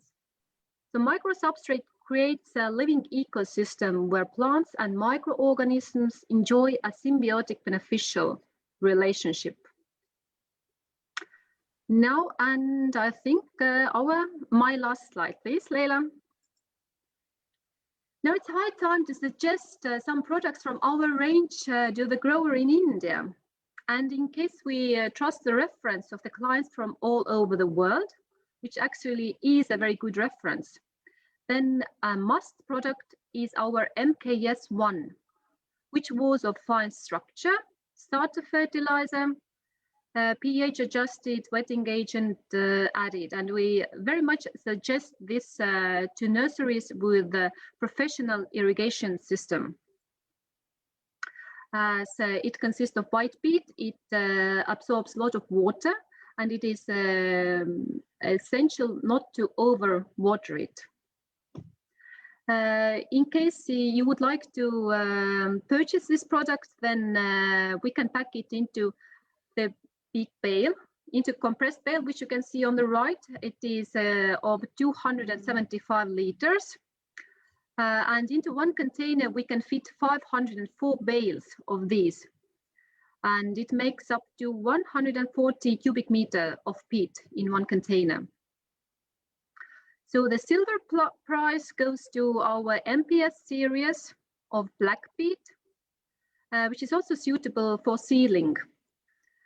This we can pack into 70 liters, as it contains mostly of black peat, which is with a very high density, and the black peat has very good water retention ability. So as the climate changes are great in India, or the zones are different, then we can suggest this to the areas where the temperature rises very high, to tropical areas. And in case you would like to choose this size, then 70-liter bags, we can fit 1,224 into one container, and it will make 86 cubic meters of peat. Then we can also suggest for repotting with course structure. One of them is MKS 11, which has 0 to 10 millimeter structure, but this actually may be also suitable for greater seeds, which need some bigger particles as well. All of them have, the potting substrates have medium level fertilization. This MKS 12 is a structure 5 to 10. And there is also MKS 2 of 6 to 20 structure, which is a bit more coarse. So for flower growing, these products are perfect. And in case base substrate is needed, then very good reference has also our MKS 0 with no fertilizer. And we also haven't forgotten about the home users, for whom we can offer black peat substrate in 10, 20, 50, and 70 liter bales with a very good water retention ability. Well, this much from me. Now I have put you through the most important aspects of peat moss, its characteristics and suggestions for use. And I hope you could try some of our products in order to be convinced of the advantages of peat moss, that it is the best organic growing medium for plants. Thank you for your time. Thank you very much, Ev, for your very valuable information on peat moss. So Ev is an international expert of agribusiness and sales management in Mikskaar, Estonia. She's the techno-commercial expert of the Mikskaar technology and products, and has been continuous contributor for the development of Mikskaar business for more than last 15 years. She has tremendous experience of handling and providing need-based, quick, practical solution to the Mikskaar client all over the world. So thank you once again, Mikskaar, and thank you to Kshitij Agrotech for introducing to us. Thank you very much, Ev. Now we are with Mr. Supal Sharma. He's an specialty in agriculture. He's a business advisor and consultant at Kshitij Agrotech India Limited. So I request Supal Sharma to give focus on the activities related to Kshitij, and over to you, Supal sir. Hello sir. Thank you, Sachin sir.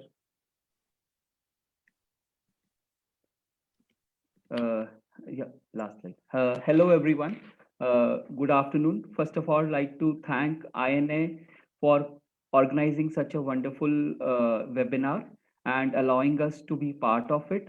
I would also give warm regards to all my delegates present here, and wonderful audience who have participated here and made this event a great success. Now I would like to go ahead and introduce you what Kshitij Agrotech is doing in Indian market and peat moss scope and scenario in the Indian fertilizer market. First of all, I'd like to bring upon to your notice, Kshitij Agrotech started in 2014 in fertilizer segment, and basically they are working in 3 grades.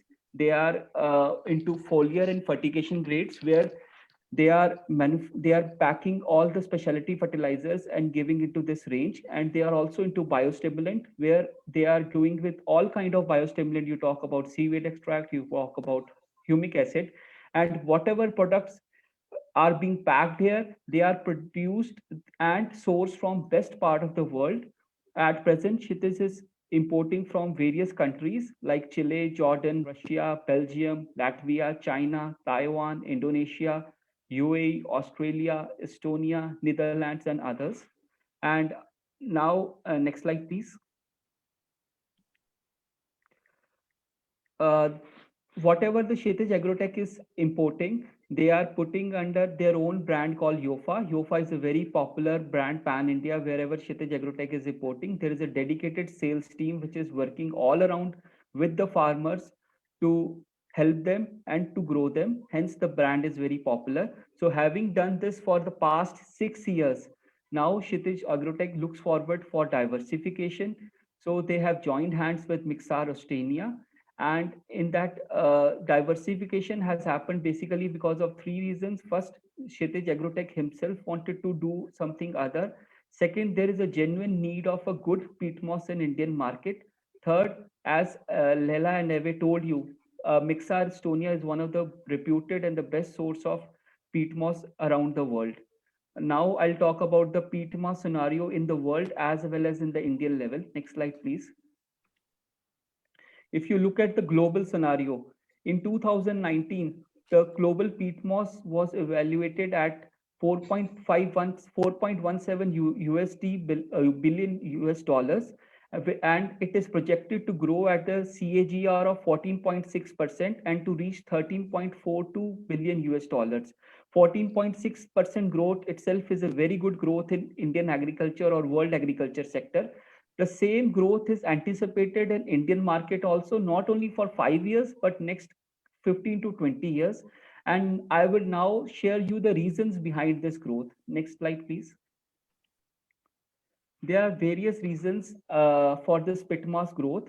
First, as you are all aware, we are all joined here in INA, that it is one of the good source for seed starting industry, because it is inert material and free from nematodes and soil diseases.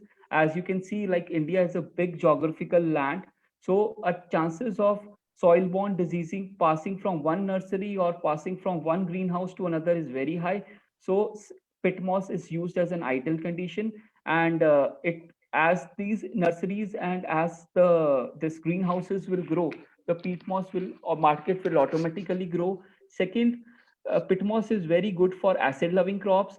If you talk about any solanaceae crops like tomato, eggplant, chilies, and even fruits like peaches, guava, and banana, peat moss is preferred because it has a low pH. Third, as we have started in the presentation itself, in the seminar itself about horticulture. Horticulture has seen a growth of 106% in the last 20 years. In 2000, the horticulture production was 135 million metric tons, and now in 2019 it is 315 million tons. So it has seen a growth of 106%. And I'll also bring to your focus here is that India is essentially looked upon as a grain centric market. But if you see the food grain growth, for the last 20 years, the food grain has only shown a growth of 44%. So horticulture growth is 66% more than the food grain growth. And this pattern will be continuously followed for coming years. So as the horticulture market will grow, the peat moss market will grow. The next point I'll share with you is the hydroponics, who all the agri people, all the agri young people who are coming out of the industry, or who wants to do now another thing, or who want to, basically I'm talking about the tech savvy people, they want to join technology with the agriculture, and hydroponics is one of the key solution for it. All people are looking forward for it. And for hydroponics, peat moss is used for water holding capacity, ability to drain, sterile nature, and resistance to compaction. And apart from this, I would also like to bring upon your focus about ornamental ornamental plant market, which is growing very well in India, but people are not focusing high. If you go, especially before COVID season, if you go to any mall, you could have easily seen a good ornamental plant being there and being sold at a high value. So people are ready to invest in it. And as the ornamental market will grow in India, the peat moss market will grow because it is used for this water retention there, and it is very well used for, applicable there for better transportation. And last but not the least, soil amendment. Peat moss is used very less in Indian soils for soil amendment because of the cost factor, but many polyhouses and nursery farmers are using it. There's a reason behind it, because it can it can do the value addition to the existing soil. Say for example, if you have clay and heavy soil, peat moss softens the soil structure. If you have a sandy soil, peat moss helps to retain water. So people are using this peat moss to regain the soil structure.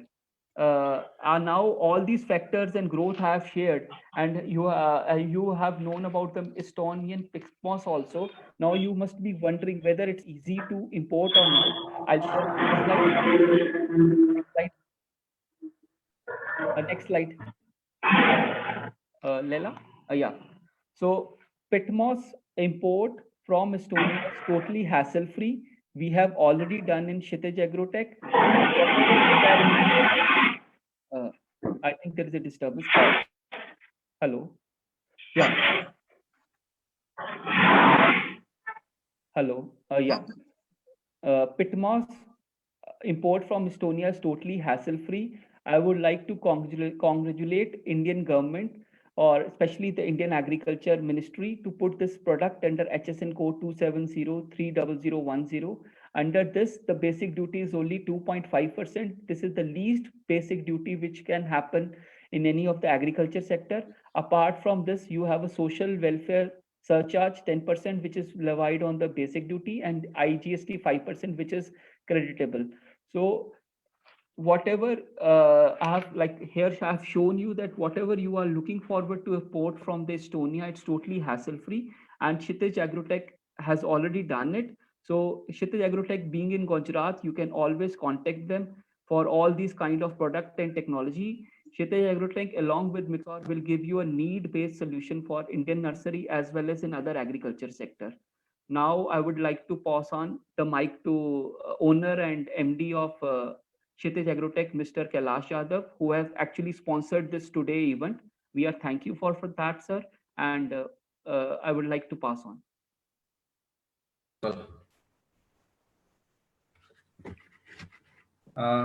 First, I would like to thank Indian Nursery Association for giving us an opportunity of sponsoring and presenting in this technical session. I would like to give my heartiest wishes to Indian Nurserymen Association, President, General Secretary, eminent delegates, honorable speakers, and the wonderful audience present here. I would like to thank Team Mikskaar, Leila, Ajay, and Supal to be a part of this. Actually, it was Mr. Sachin Brahmankar, General Secretary, INA Maharashtra chapter, who has encouraged Kshitij to enter to Peat moss segment, and we are always thankful for his continuous support. As a first generation entrepreneur, it has been my passion to get the best of the agri technology from around the world to India. Our strength of the company is that we work very closely with the growers and the farmers. Kshitij has collaborated with Mikskaar Europe to bring the best peat moss related technology and products to India, which will definitely be helpful for Indian nursery. We have already started with initial import of Mikskaar and distributed the product to our channel partners. It is really a delight to know that the product has good positive results wherever it has been used. Looking into this, we are now looking to work very closely with Indian nursery and come out with long-term need-based solution. In addition, today's webinar is just a start of it. Looking forward for a win-win work situation with the concerned official companies of Indian Nursery Association. Thanks again everyone for valuable time and support. Always feel free to contact us for any support. Thank you, Sachin. Thank you very much, Kaushik, for your support, and I know you are always with the Indian Nurserymen Association for a regular period. So thank you very much once again. Thank you, Subal sir. Your experience will be count here. So thank you very much, Mikskaar and team Kshitij. So we have to go ahead now. We have with the speaker, Mr. Rajendra Singh ji. So I request Dr. Rajendra sir to give his presentation. I welcome on behalf of Minion and request him to give his presentation. Over to you, Rajendra sir.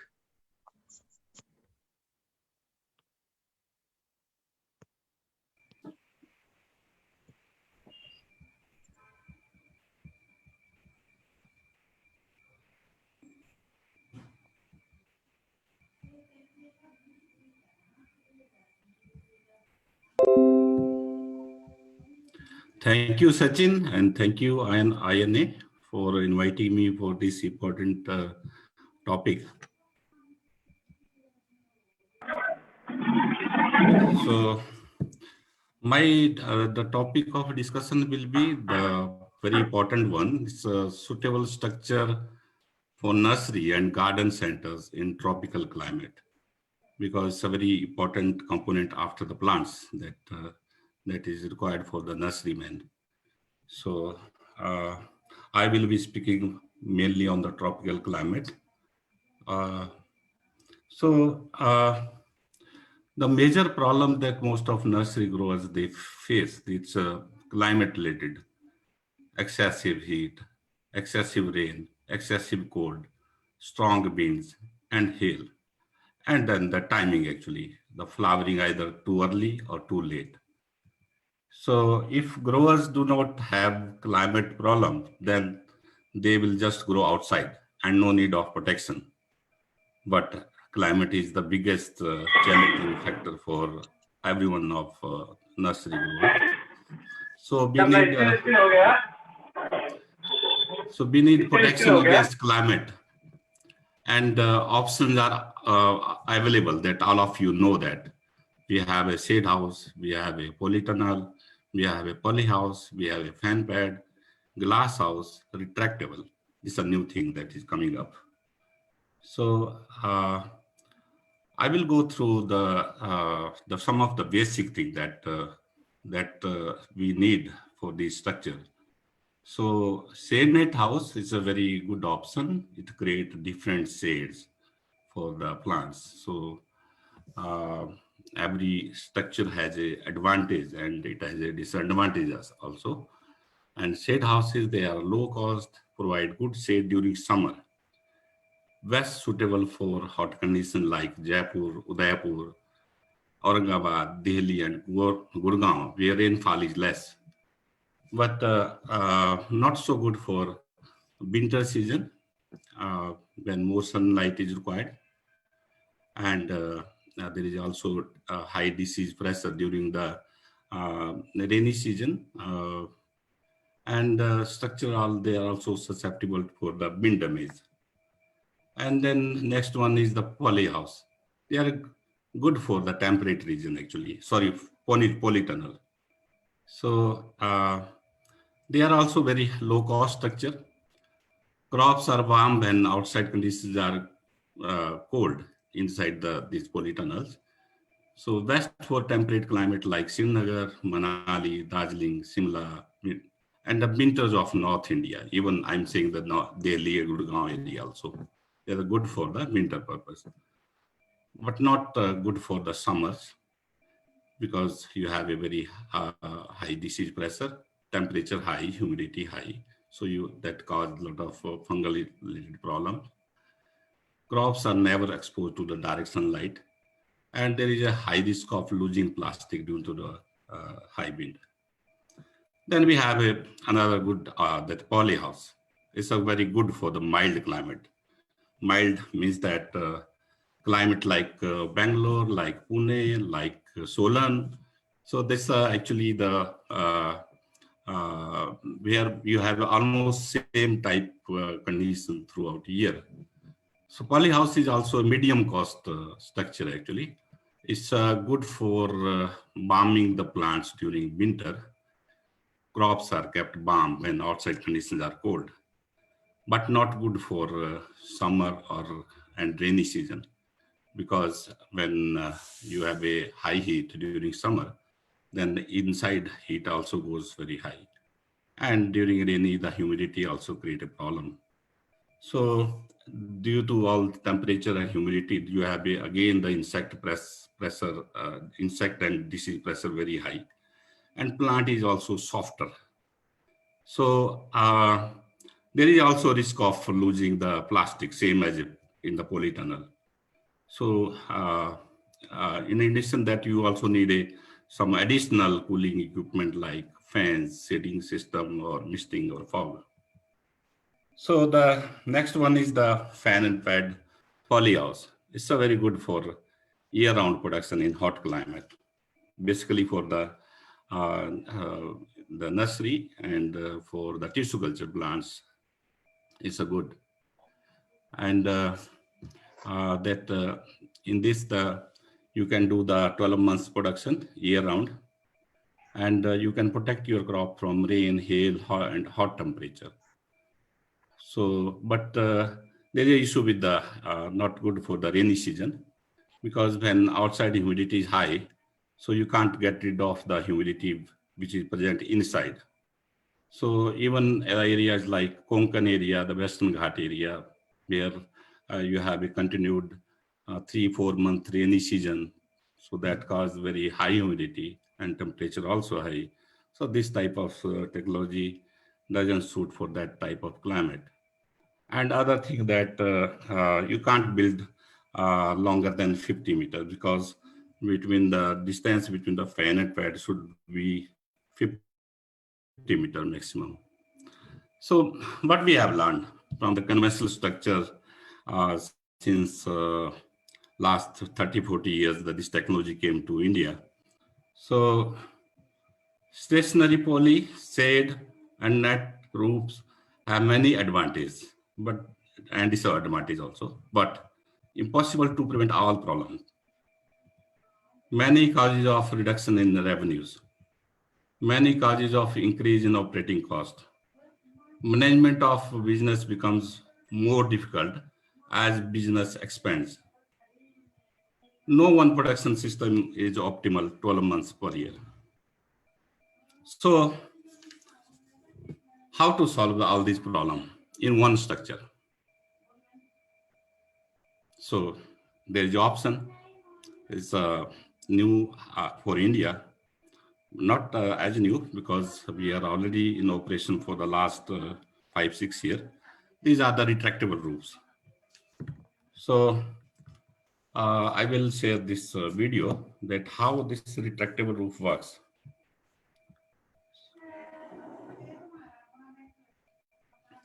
So you see that when you have a clear sky, the roof should be retracted, because it's based on the this philosophy that out of 365 days in a year, you need a protection of crop for 50-60 days, and rest of days you have a very good condition outside. So if you create the same condition inside throughout year, so that is also harmful for the plants also. So you have to, when you have a good outside condition, you should retract your roof. You should close it only when you have a temperature 35 plus during summer, or less than 10 during winter when it's too cold, or it's a rainfall, heavy rainfall during rainy season, or you have a this high wind speed, which can damage your plants and structure also. So only then you have to close the roof. Otherwise, keep your roof open so that you can get a very strong, healthy plant. So you can see here in this video that roof closing time is 2.5 minutes. So Are you able to see the video?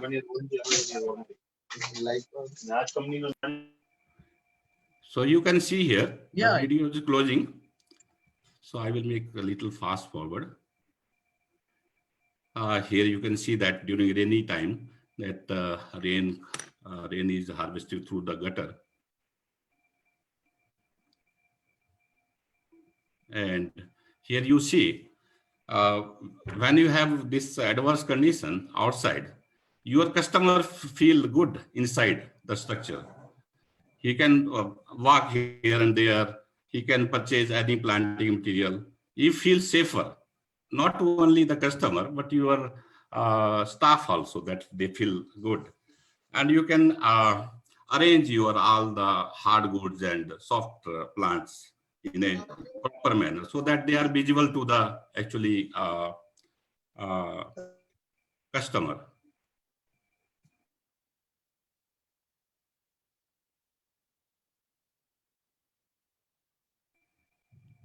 So you can see if you have a clear sky, you can retract the whole roof.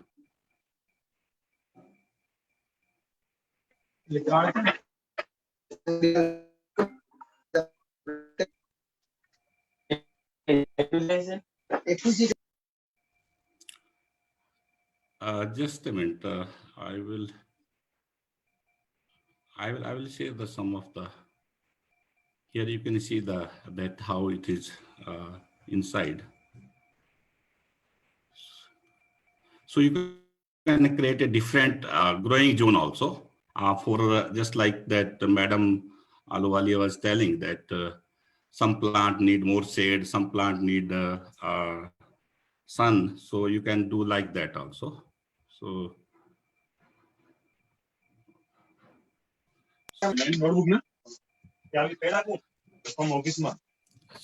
now let's come about what are the application of retractable roof for different garden crops. So they're good for flower like annuals, perennials, young plants, tree seedling, ornamental, nutraceutical crops coming up very fast now, vegetables, fruits, and herbs. So annual and perennials, because when you grow under the retractable roof, the plants it will help actually the plants it will prevent the overstretching of the plants, prevent the foliar disease like botrytis, reduce the insect pressure, and eliminate the burning of plant when they are moved outside. So you can see these annual plants inside the retractable roof. So the next one is the tree seedling. You can see in the picture also that on the this right hand side, this is a plant seedling from the cravo, and left hand side is from the normal polyhouse or greenhouse. So you can see the plant development. So the retractable roof ensure an optimum root shoot development. So you see the balance between the shoot and here is a shoot and this is a root here. It's a complete balance. So develop a compact stem with a thicker caliper. So you have a thicker stem here. You can see here, thicker stem. And leaves develop a thick wax cuticle, which help in reducing the transplant shock. So that's the reason that most of nursery growers, they prefer the retractable roof, because the survival rate of the plants, whether it's the forest nursery or any nursery, ornamental, so survival rate is very high in the field. So here now come the young plants. So same here, they're just like a seedling. You can see the young plants also, they grow very well with a very good shoot and root ratio, very healthy. And now you see the pot flowers also. In North India, that higher light and lower humidity level that can be achieved from retracting the roof. So it will increase your flower development create more vibrant colors, red and yellow, just like you can see here in Kela lily, and extend the shelf life, reduce the foliar disease, reduce card damage. चल रहा है लेकिन seat नहीं थी. Pardon? Sir, disturbance से please continue कीजिए. Okay.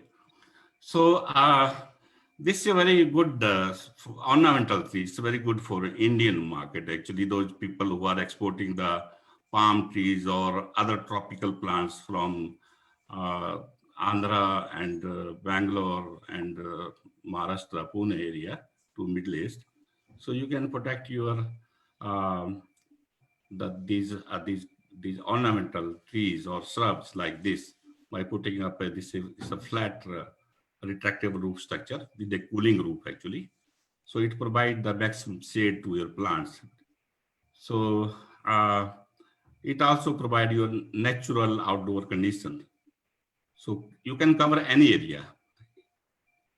You can cover large area. You can say that any area, maybe 1 acre, 10 acre, 20 acre, whatever area that you want to cover for the protection of these plants, you can cover that. And it's very good for the exporter who wanted to export the good quality planting material to the Middle East or other developed country. So also good for a companies which are importing the exotic plants. They are the very costly plants. So you want to protect them. So you can put up this type of structure. So there are key features for retractable roof. So most suitable for year-round production in tropics, except two cold regions like Leh, where heavy snowfall takes place. So retractable roof is not good for a snowbound area, means that heavy snowbound area. So roof can be stopped in any position and will retract to create 95% opening in the roof. You can see here, it's almost 95% opening. Here you can see it is 55-60% opening. So as per the condition of day, so as much sunlight you want to give to your plants, you can move your roof. So for advanced climate control, shade or heat retention, curtain system, misting or fogging can be added. So for this type of structure, for one acre structure, 2 HP motor is sufficient to open and close the roof.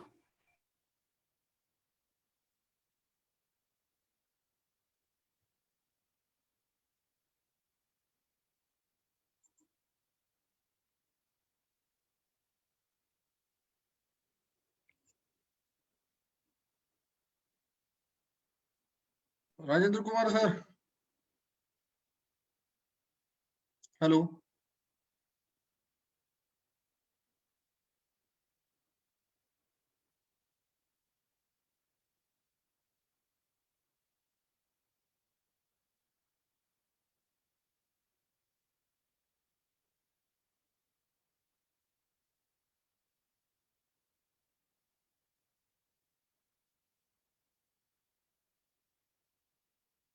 I think he has lost the connection. Just I will check with him. Okay, sir.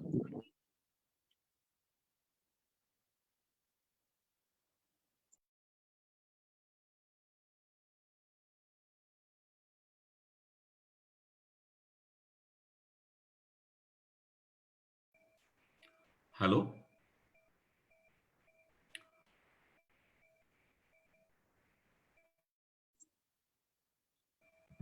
Rajendra Kumar sir sir हाँ आप disconnect हो गए थे sir. Okay. Please share your screen. Sure. I will do it again.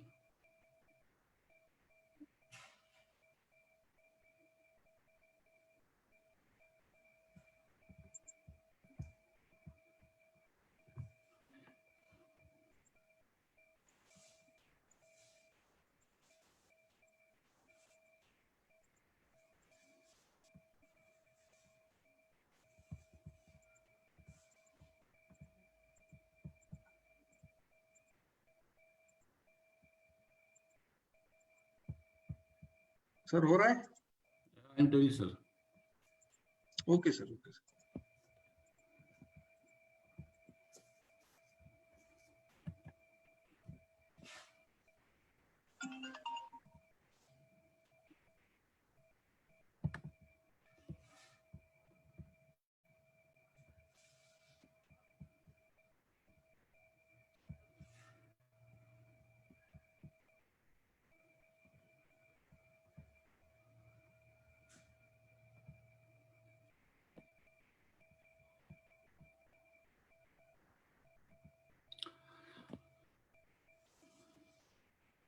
Sorry for this interruption. So, hello, Sachin, are you able to see? Yes, yes, yes, sir. Please go ahead. Okay, okay. So I was discussing the key feature of the retractable roof.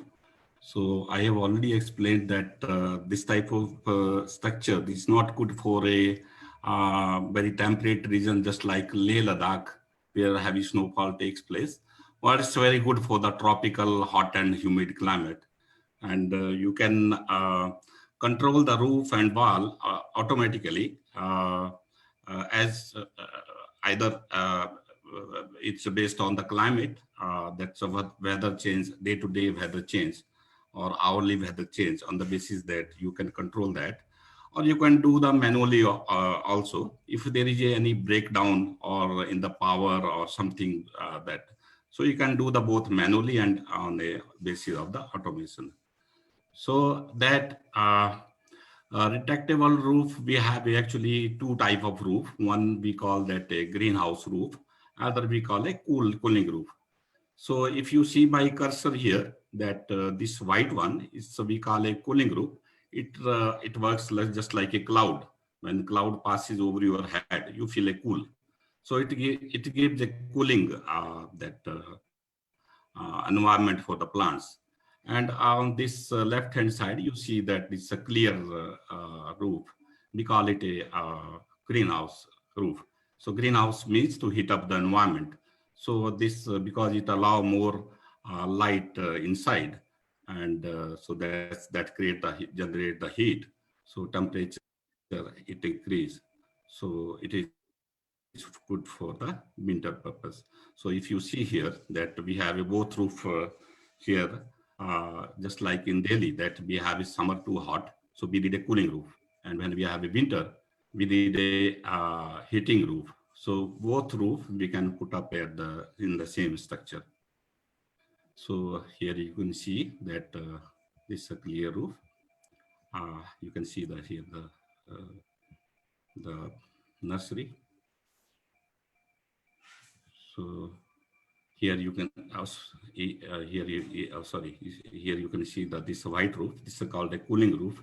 So it's good for the tropical climate. And it has this roof, the plastic, it has a life of 8 to 12 years. Sometimes it lasts for 15 years also. Normally, when you replace the plastic of your poly house or polytunnel, or you have to replace after every third or fourth year.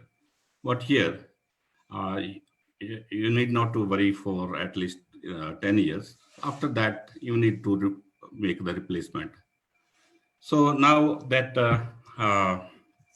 retail garden center, that most of the people that participate I'm seeing here, they are from this nursery industry, so they might be interested in this thing. That if you have a beautiful structure like this, so it will definitely increase your revenue also, income also, because these type of structure, they are good for plants and customers also. And you can maintain the uniform condition throughout the year. So, so there are different type of retractive roof structure that we provide for the tropical climate. So like that, here we have a flat roof structure. This structure is meant for the dry climate, for large field cover, or there are certain crops which allow the rain, which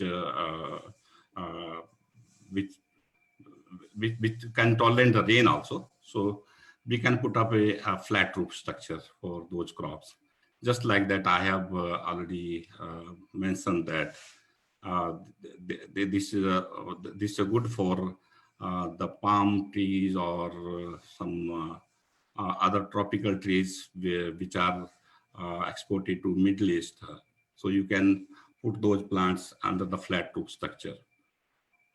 Then we have a next one, this X-frame structure. It's good for a large field cover.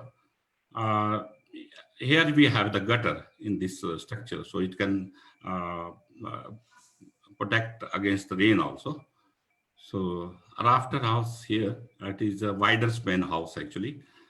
This type of structure is good for nursery or some special purpose. Then we have actually this A-frame structure. It's a best for extreme climate.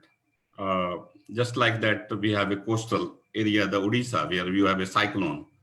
Or if you want to build up a smaller house of 1,000 square meter or something like that, so you can put up a A-frame also. So I will explain the detail in the other also. Here you can see the flat roof. It's a best replacement for the shade houses. जैसे आप देखते हैं जो shade houses हमारे यहाँ पे होते हैं बड़ा वो थोड़ा प्रॉपर शेप में नहीं होते, तो आप ये देखिए, आप इस तरह का अगर आप फ्लैट रूफ स्ट्रक्चर आप लगाते तो आपका जो पर्पज है जो शेड का प्लस जो आपको जो लाइट भी चाहिए, जो आपको जब आपको शेड चाहिए तो आप you can cover your plants. When you need a sun, you can retract your roof. So it's basically a hybrid between the best of the open field environment and the shade house environment. So here you can see this lilium production inside the flat roof. Minimum size of this flat roof is 5,000 square meter. So here you can see the flowering plants, and you can create a different growing zone in the same structure also. So that here you can see that if you just like Madam Ahluwalia is saying that some plants need more shade, some plants need more light, some plants need partial shade. So in the nursery area also, that you can divide your area in a different growing zone. So you can create a different light condition for that also in a flat roof, in any retractable roof structure. So this is a X-frame structure, which is a very good replacement for polyhouse actually, because as I told you earlier that polyhouse not good for summer or rainy season, because it becomes very hot and humid and cause a lot of fungal problem. So this is actually a good replacement for polyhouse. You have a rain protection, you have a hail protection, heat protection also. That is the main. So you can install this structure in any grade of land. Here you can see the slope. It is more than just like a 5% slope, so that you can build up this structure on the slopy land also. So here you can see again the X-frame structure. Minimum size for this type of structure is 4,000 square meter. So this structure is good for Pune, Bangalore type of climate. Means that that hot and humid climate. It's very good for those climates. So next one is the Rafter House.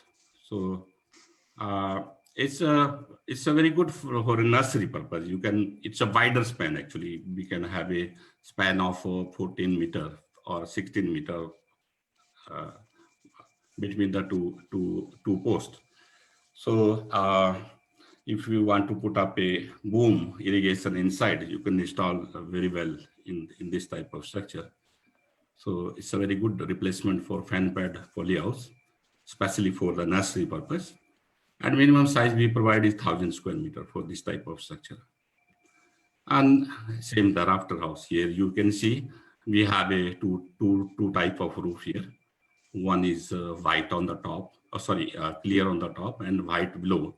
So we can create the both same condition for the summer and winter. Means that when summer is hot, so we can operate this white roof, and during winter when it's too cold, then we need to operate this greenhouse roof. So actually, when I'm saying that it's a good replacement of fan and pad polyhouse, means that it doesn't require evaporative cooling system, which need a lot of power and water. Water and power consumption is very high, almost 1,000 times higher than this retractable roof. Means that you can save a lot of your operating cost by installing this retractable type of structure, mainly the A-frame or this Rafter House for nursery purpose. So A-frame is very good for the garden centers also. So you can see that this picture. You can create the different growing zone also here also, different type of thing. It's a good for a flower production also. Here you can see the Kela lily. And for the vegetable nursery, you can see this one is a A-frame structure. And how this temperature is reduced or increased under the roof. So I will show you that this is one of a live video. You will realize that how roof work.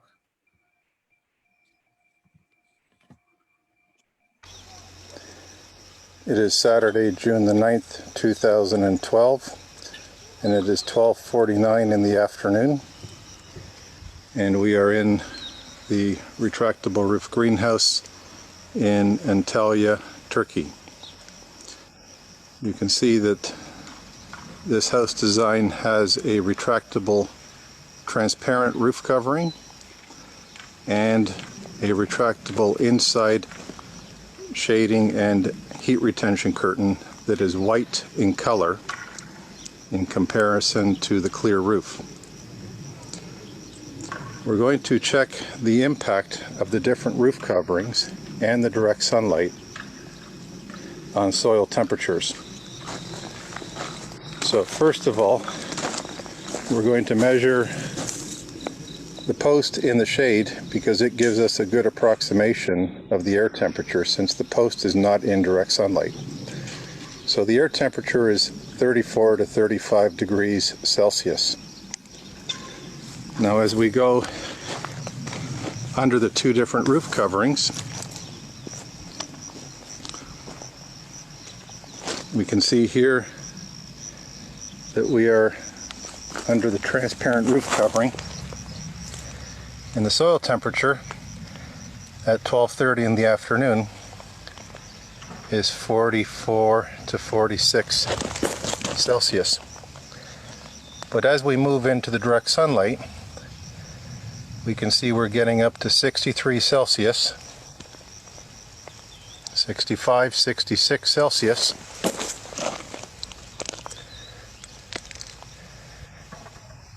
And now we're coming into the shade from the white roof covering. And so in the sun, we're at 66, 67 under the direct sunlight. But as we start to move under the white plastic, we're going down to 42 degrees, 41 degrees, which is almost 25 degrees Celsius cooler under the white roof than in the direct sunlight. And the soil temperature under the clear roof was within 1 or 2 degrees of that under the white roof. So what this is telling us is that the color of the roof is not having a significant impact on the heating up of exposed surfaces. However, the white roof will create a significant advantage in preventing heat buildup or increasing the air temperature in comparison to the transparent roof. So if we want to reduce both the surface temperature and the air temperature, then the white roof covering is better. But if we're trying to increase the air temperature, say for example in the winter, then the transparent roof covering is better.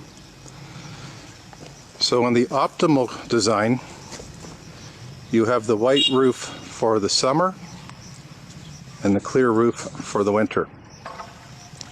And obviously, if you close both roof coverings 100% during the winter nights, you will have a very efficient heat retention system because of the fact that you have 2 layers of plastic that are closed. So you have seen that how we can increase the temperature, or we can cool down the temperature with the only the color of the retractable roof. So it is just like a very simple thing that when you are standing outside in a summer hot day and you are feeling a very high temperature over your head, you just put up an umbrella or you just go under the shade of tree. What happens? Immediately you feel a cooler. So same here with the plants also, because we are having this white cooling roof. It works just like a shade of a umbrella or shade of a tree or a white cloud passing over your head. You feel immediately cool. You can decrease your temperature. I'm talking about leaf and soil surface temperature by 25 degrees. So that's very good for our plants. So we have started the Indian operation in 2014. So since then, we did the first project with Namdari in 2015 for 2.5 acres. It's a place, ideally, it's a tropical area with a flat roof. So then next project we have done in Thailand, in Pattaya, the company called Earthy company. Actually, they are looking for leafy and these cherry tomato production year round for their restaurant business. So Pattaya, if you are aware about Pattaya, it's just near to the sea, and it's almost as hot and humid climate there. So they are growing the leafy and herbs year round. Then next we sold the project to the Dabur in Delhi. It's this project in Kapas Shed actually in Delhi, just on the border of Gurgaon. So you are the Delhi people, they know very well the Delhi climate. So here we have a double roof actually. Sir, sorry to interrupt you. Thoda we are lacking in time. Thoda speed. Okay, okay. Well, I'm just closing. This is just last slide. Yes, sir. Yeah. Sorry to interrupt you. Yeah, no issue, no issue. So here we have actually that 2 roof that I've shown in the video also, that it is from Kapas Shed. So you know that the Delhi climate, so it's hot during summer and cold during winter. So we need to manage both hot and cold conditions. So that you can see here. Then we have actually another project. It's a nursery project in Indonesia. It's a company called Aurelia. So one of the largest forest nursery company. So we are every year we are supplying 1 hectare to them. Then next one, the DS Grow Greens actually is a project we have done for 5 acres in Vrindavan. So they are growing the blueberries, which are either grown in a temperate or cold areas. So we are growing that blueberry in the Vrindavan climate. And this year they have got a sample harvest of 2 tons. And now they are going for a very big expansion for 100+ acres in UP actually. So Simply Fresh, that many of you might be aware, because it is one of the largest state-of-art hydroponics project in Asia. So that is functional now. We have completed this project this year.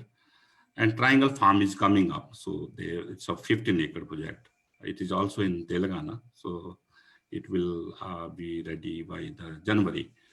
So this is all that about retractable roofs. So this is the future technology for tropical climate like India. So thank you very much, Sachin. And I again thank INA. And if you have any question, any doubts, you can ask, or even you can ask later on also after this webinar by taking my numbers or email from Sachin or INA. Thank you very much. Thank you, Mr. Rajendra Kumar, sir. Sir is a business development manager at Travel Equipment Limited. He's an accomplished and award-winning professional with more than 20 years of qualitative experience in farming business with sound project planning, management, and execution of the agriculture projects for sustainable agriculture development. So thank you very much for valuable information, Rajendra Kumar, sir. Thank you very much once again.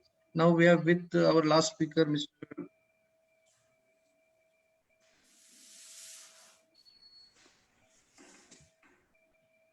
Sanjeev Kumar ji is an assistant professor, vegetable science, Asst College of Horticulture and Forestry, Nursey Agriculture University, Nursey.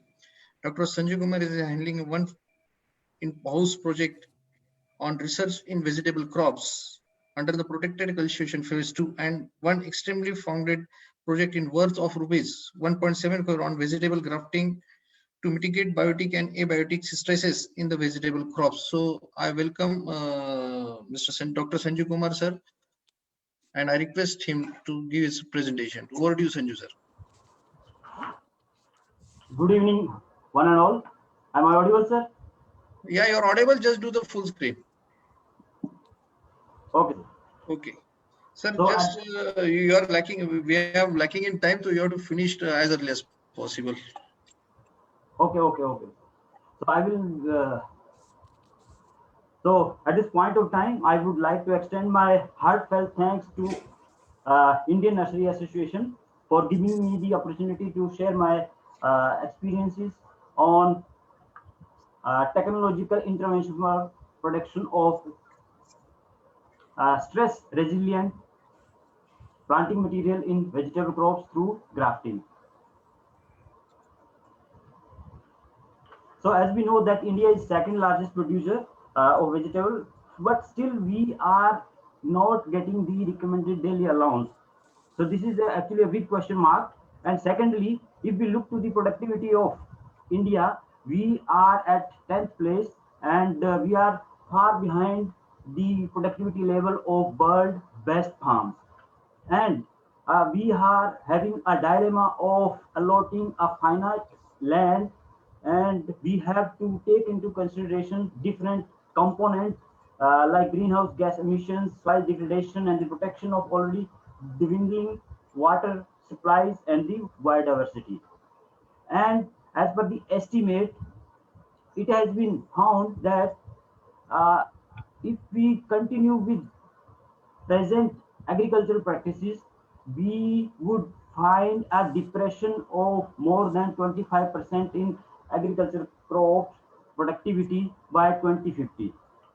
And if you look to the impact of climate change overall globally, then there has been a substantial increase in carbon dioxide concentration in the atmosphere. And nowadays, everyone is seeing that floods and droughts, they are very common, and uncertainty of weather condition is there.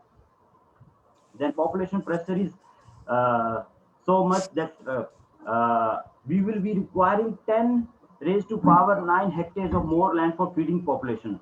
And if you look to the availability of water, which is fresh water, and less than 1% of Earth's water is fresh and potentially available to plants. And if you work out the water demand in near future by 2025 or 2050, it is alone irrigation which is demanding 910 BCM of water, and by 2050 we will be requiring 1072 BCM of water.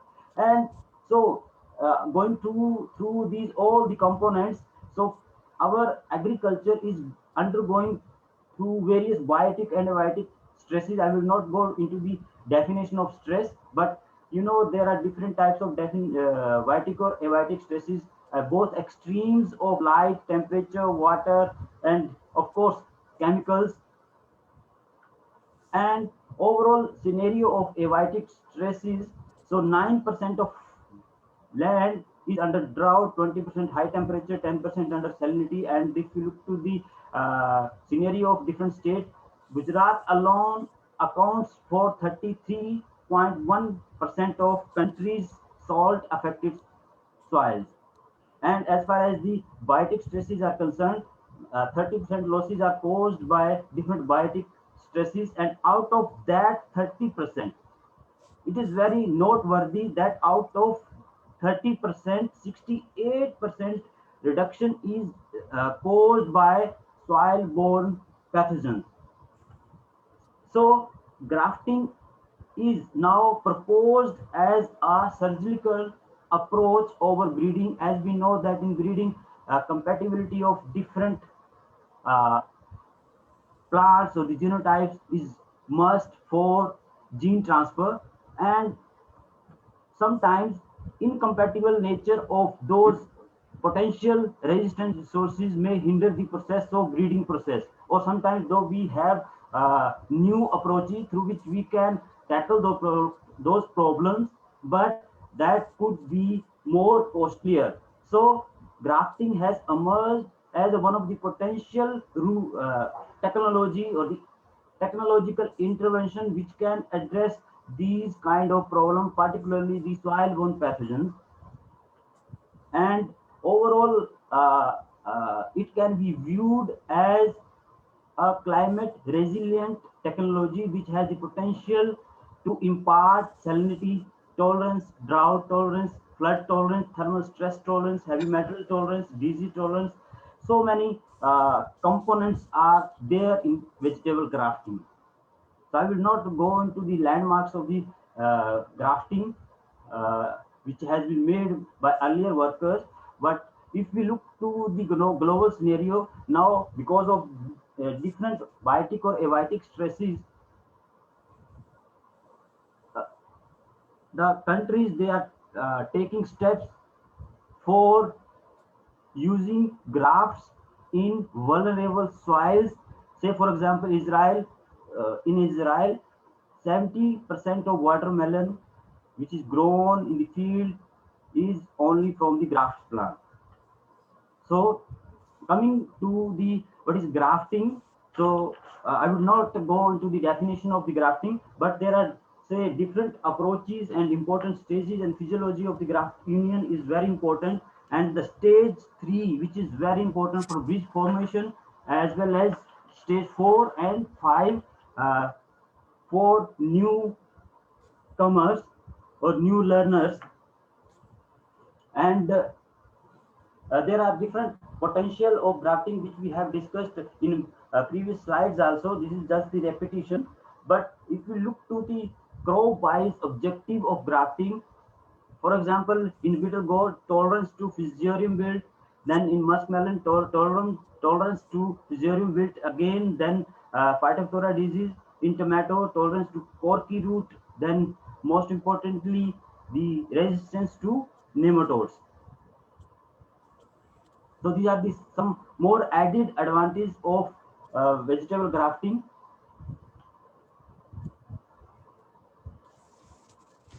So there are some basic requisites in vegetable grafting which we need to take into consideration for successful grafting, and that is a selection of rootstock, sign, and what should be the grafting technique, and how much is the compatibility between sign and rootstock, then what are the different grafting aids, then screen house, healing chamber, and acclimatization chamber. And there are so many species, wild species, which are otherwise incompatible in crossing with cultivated ones.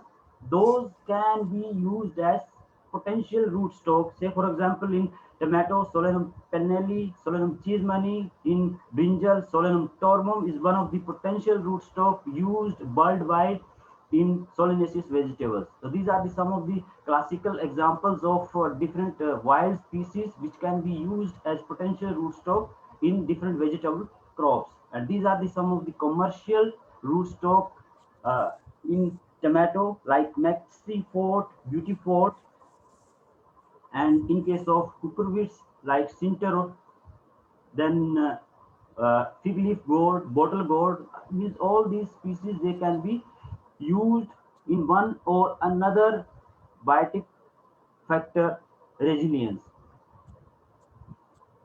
So these are the some of the potential rootstock identified by World Vegetable Center, Taiwan. So while as I was discussing that potential rootstock is one of the important criteria for the success of grafting, and second one is the what technique we should deploy for grafting in each and every crop. So these are the some of the grafting techniques like cleft grafting, then tube grafting, then this is slant tongue grafting, then slant grafting, then pin grafting.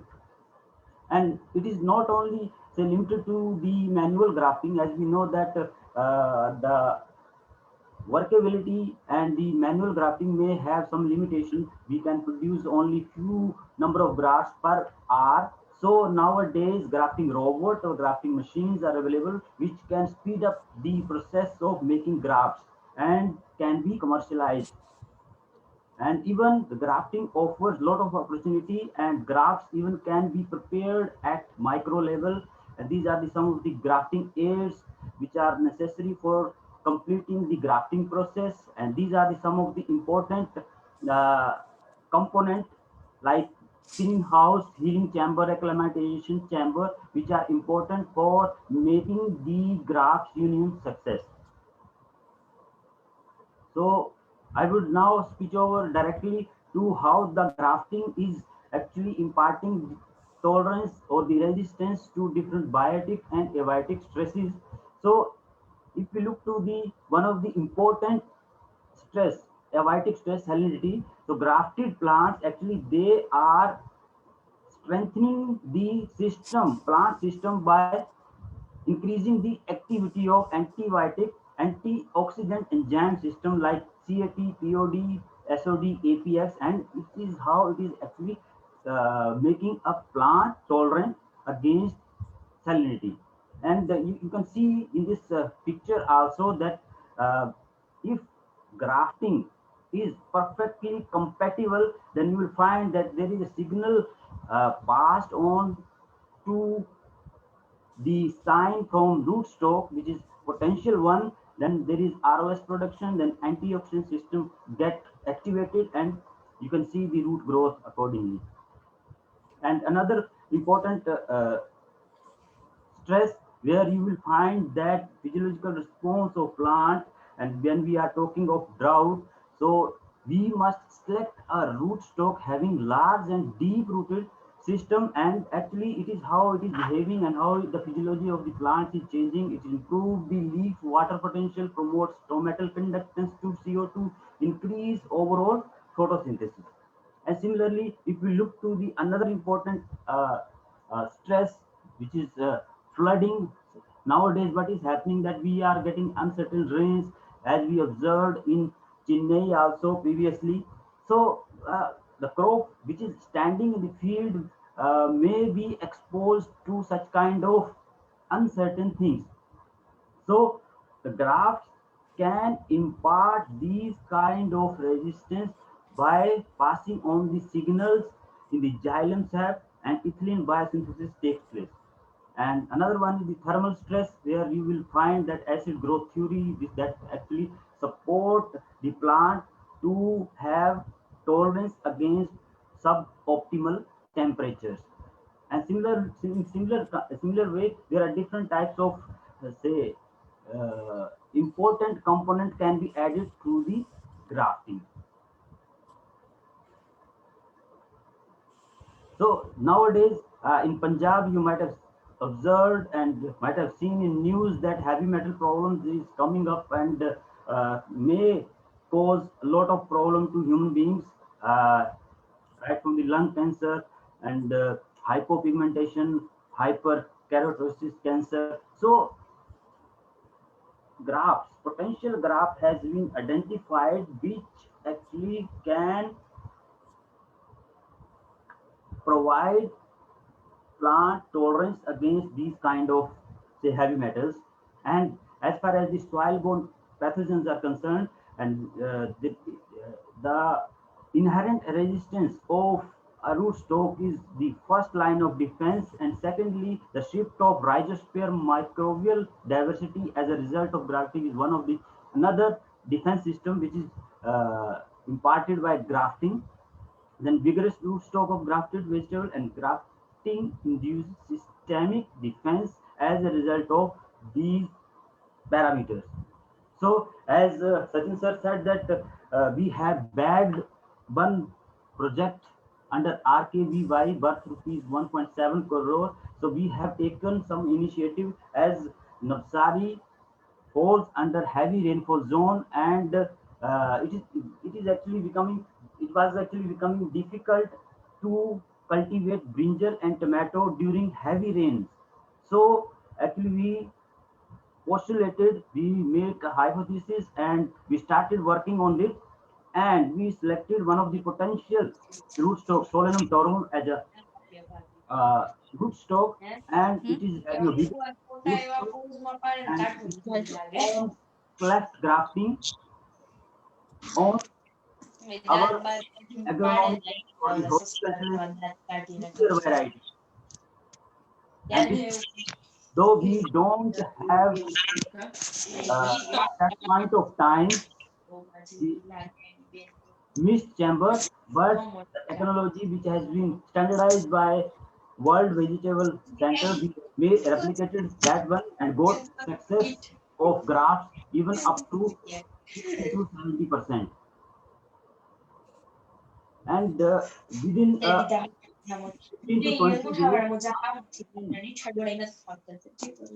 something, and then plants can be transferred to main field. I request all, sir, sorry, sir, to interrupt you. All the participants, please keep their microphone on mute. Kindly put your microphone on mute. Sir, please go ahead. So the motive behind taking up Solanum torum as a rootstock, as I was telling, that it was really becoming difficult for us to cultivate brinjal and tomato during heavy rains of Navsari. So actually we used Solanum torum as a rootstock, and we exposed those grafts. You can see or view these pictures to the flooding stress. And this is the progress during the vegetative stage, and when plant came into flowering stage and due to heavy rains, then the plant became submerged. So you can see that the non-grafted plant, they were found or they were succumbed to permanent wilting, and only the grafted ones, they survived in that condition. So this is clear-cut indication that grafting can impart resistance to the objective which we took, means for flooding stress. So you can view the performance of crop also. And secondly, as I was saying, that we actually targeted tomato also for rainy season, because it was becoming very difficult. As I will actually point out here that in Navsari we usually get more than 2,000 mm of rainfall during rainy season only. So this is how the plants were exposed, grafted ones.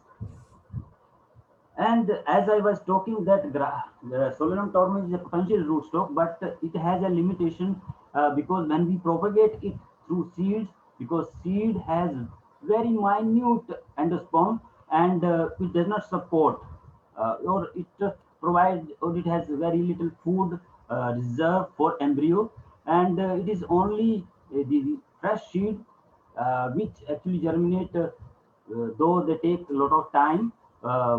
But looking to this limitation, we have standardized one technique of vegetative propagation of this particular rootstock. So you can see these pictures, the lower part which can be used as rootstock, and upper part we would not waste it. We can put it in the plug tray, and later on the plant can be generated, or more number of plants or the rootstocks can be created through this. So if you look to the scenario in India, the BNR is one of the pioneer worker leading in vegetable grafting. Then in Gujarat recently, Jarvi Seed has come up with the grafting. Then Himachal Pradesh Agriculture University is working on grafting. Then IIVR Varanasi, then IIHR Bengaluru, then Central Arid Zone Research Institute Jodhpur. They have standardized or identified potential rootstock for cucumber to get good performance under suboptimal temperature. And we can even create wonder plant through vegetable grafting. You can see that tomato is one of the classical example, and this is the courtesy from Himachal Pradesh Agriculture University. They have actually standardized this tomato plant. And looking to the conclusive part of this first part of my deliberation, so we must actually go for the breeding of appropriate root stock, because though the potential roots, lot of potential root stock are available, but we need to make permutation and combination to create more and more root stock for future use.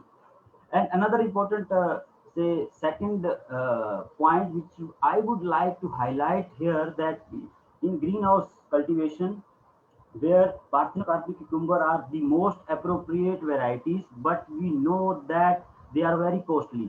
Means per seed cost may hover around 4 to 11 rupees per seed. And as we know that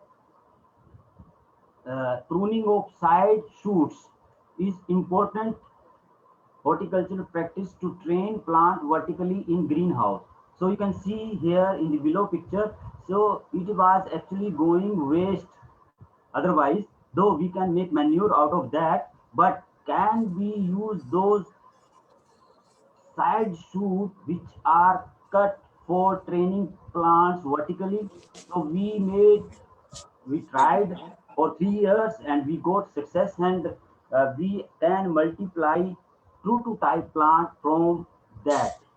So it is now we have seen in our experiment that the plants grown from these side shoots perform equally well to the potential of plants grown through seeds. This is the performance of plant raised from side shoots.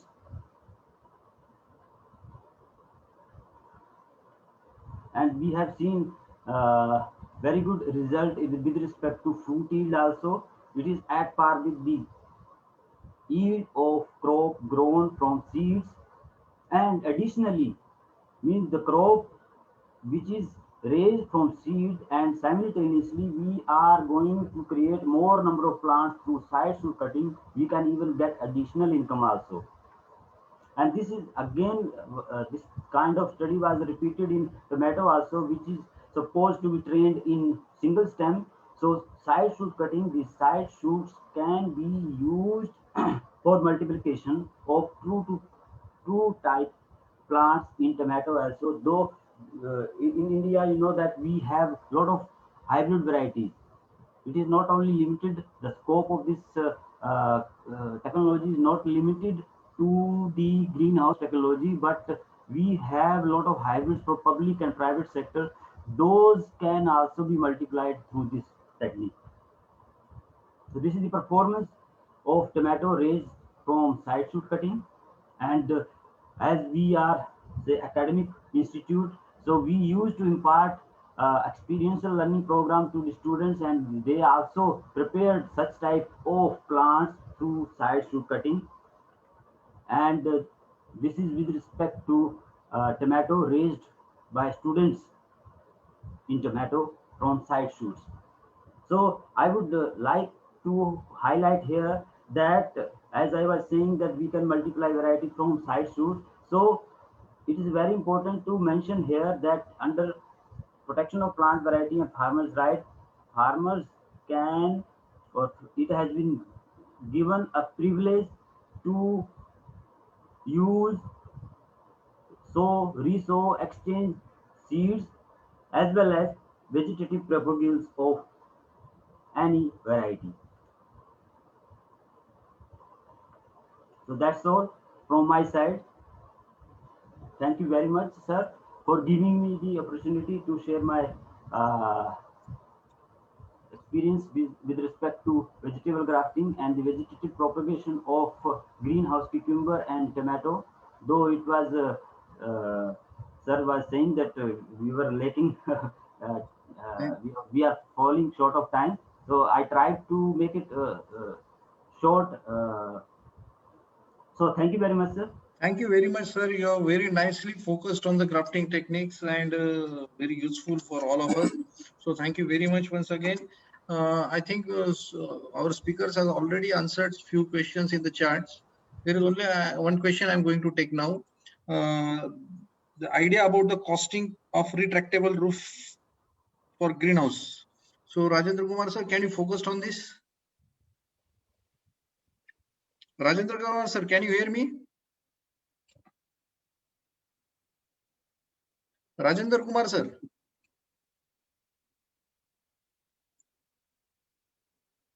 I think we are not able to connect him. So anyway, already we are short in time now. So we have the next webinar on 5th of December 2020 on common herbs and medicinal plants for our better health. So you have to join all in next webinar. So those who have questions, I will do take care to mail you for your queries. So once again, I am thankful to all the speakers, all the participants for sharing their views on today's webinars. So thank you once again. Thank you, Deepak ji, for taking a lot of efforts for these webinars. Once again, I am thankful to Manjit ji also for taking a lot of efforts for coordinating these webinars. So thank you all for joining with us and see you in the next webinar on common herbs and medicinal plants for our better health. Thank you very much to all you all. Thank you. Thank you, Sachin. Thank you very much. Thank you.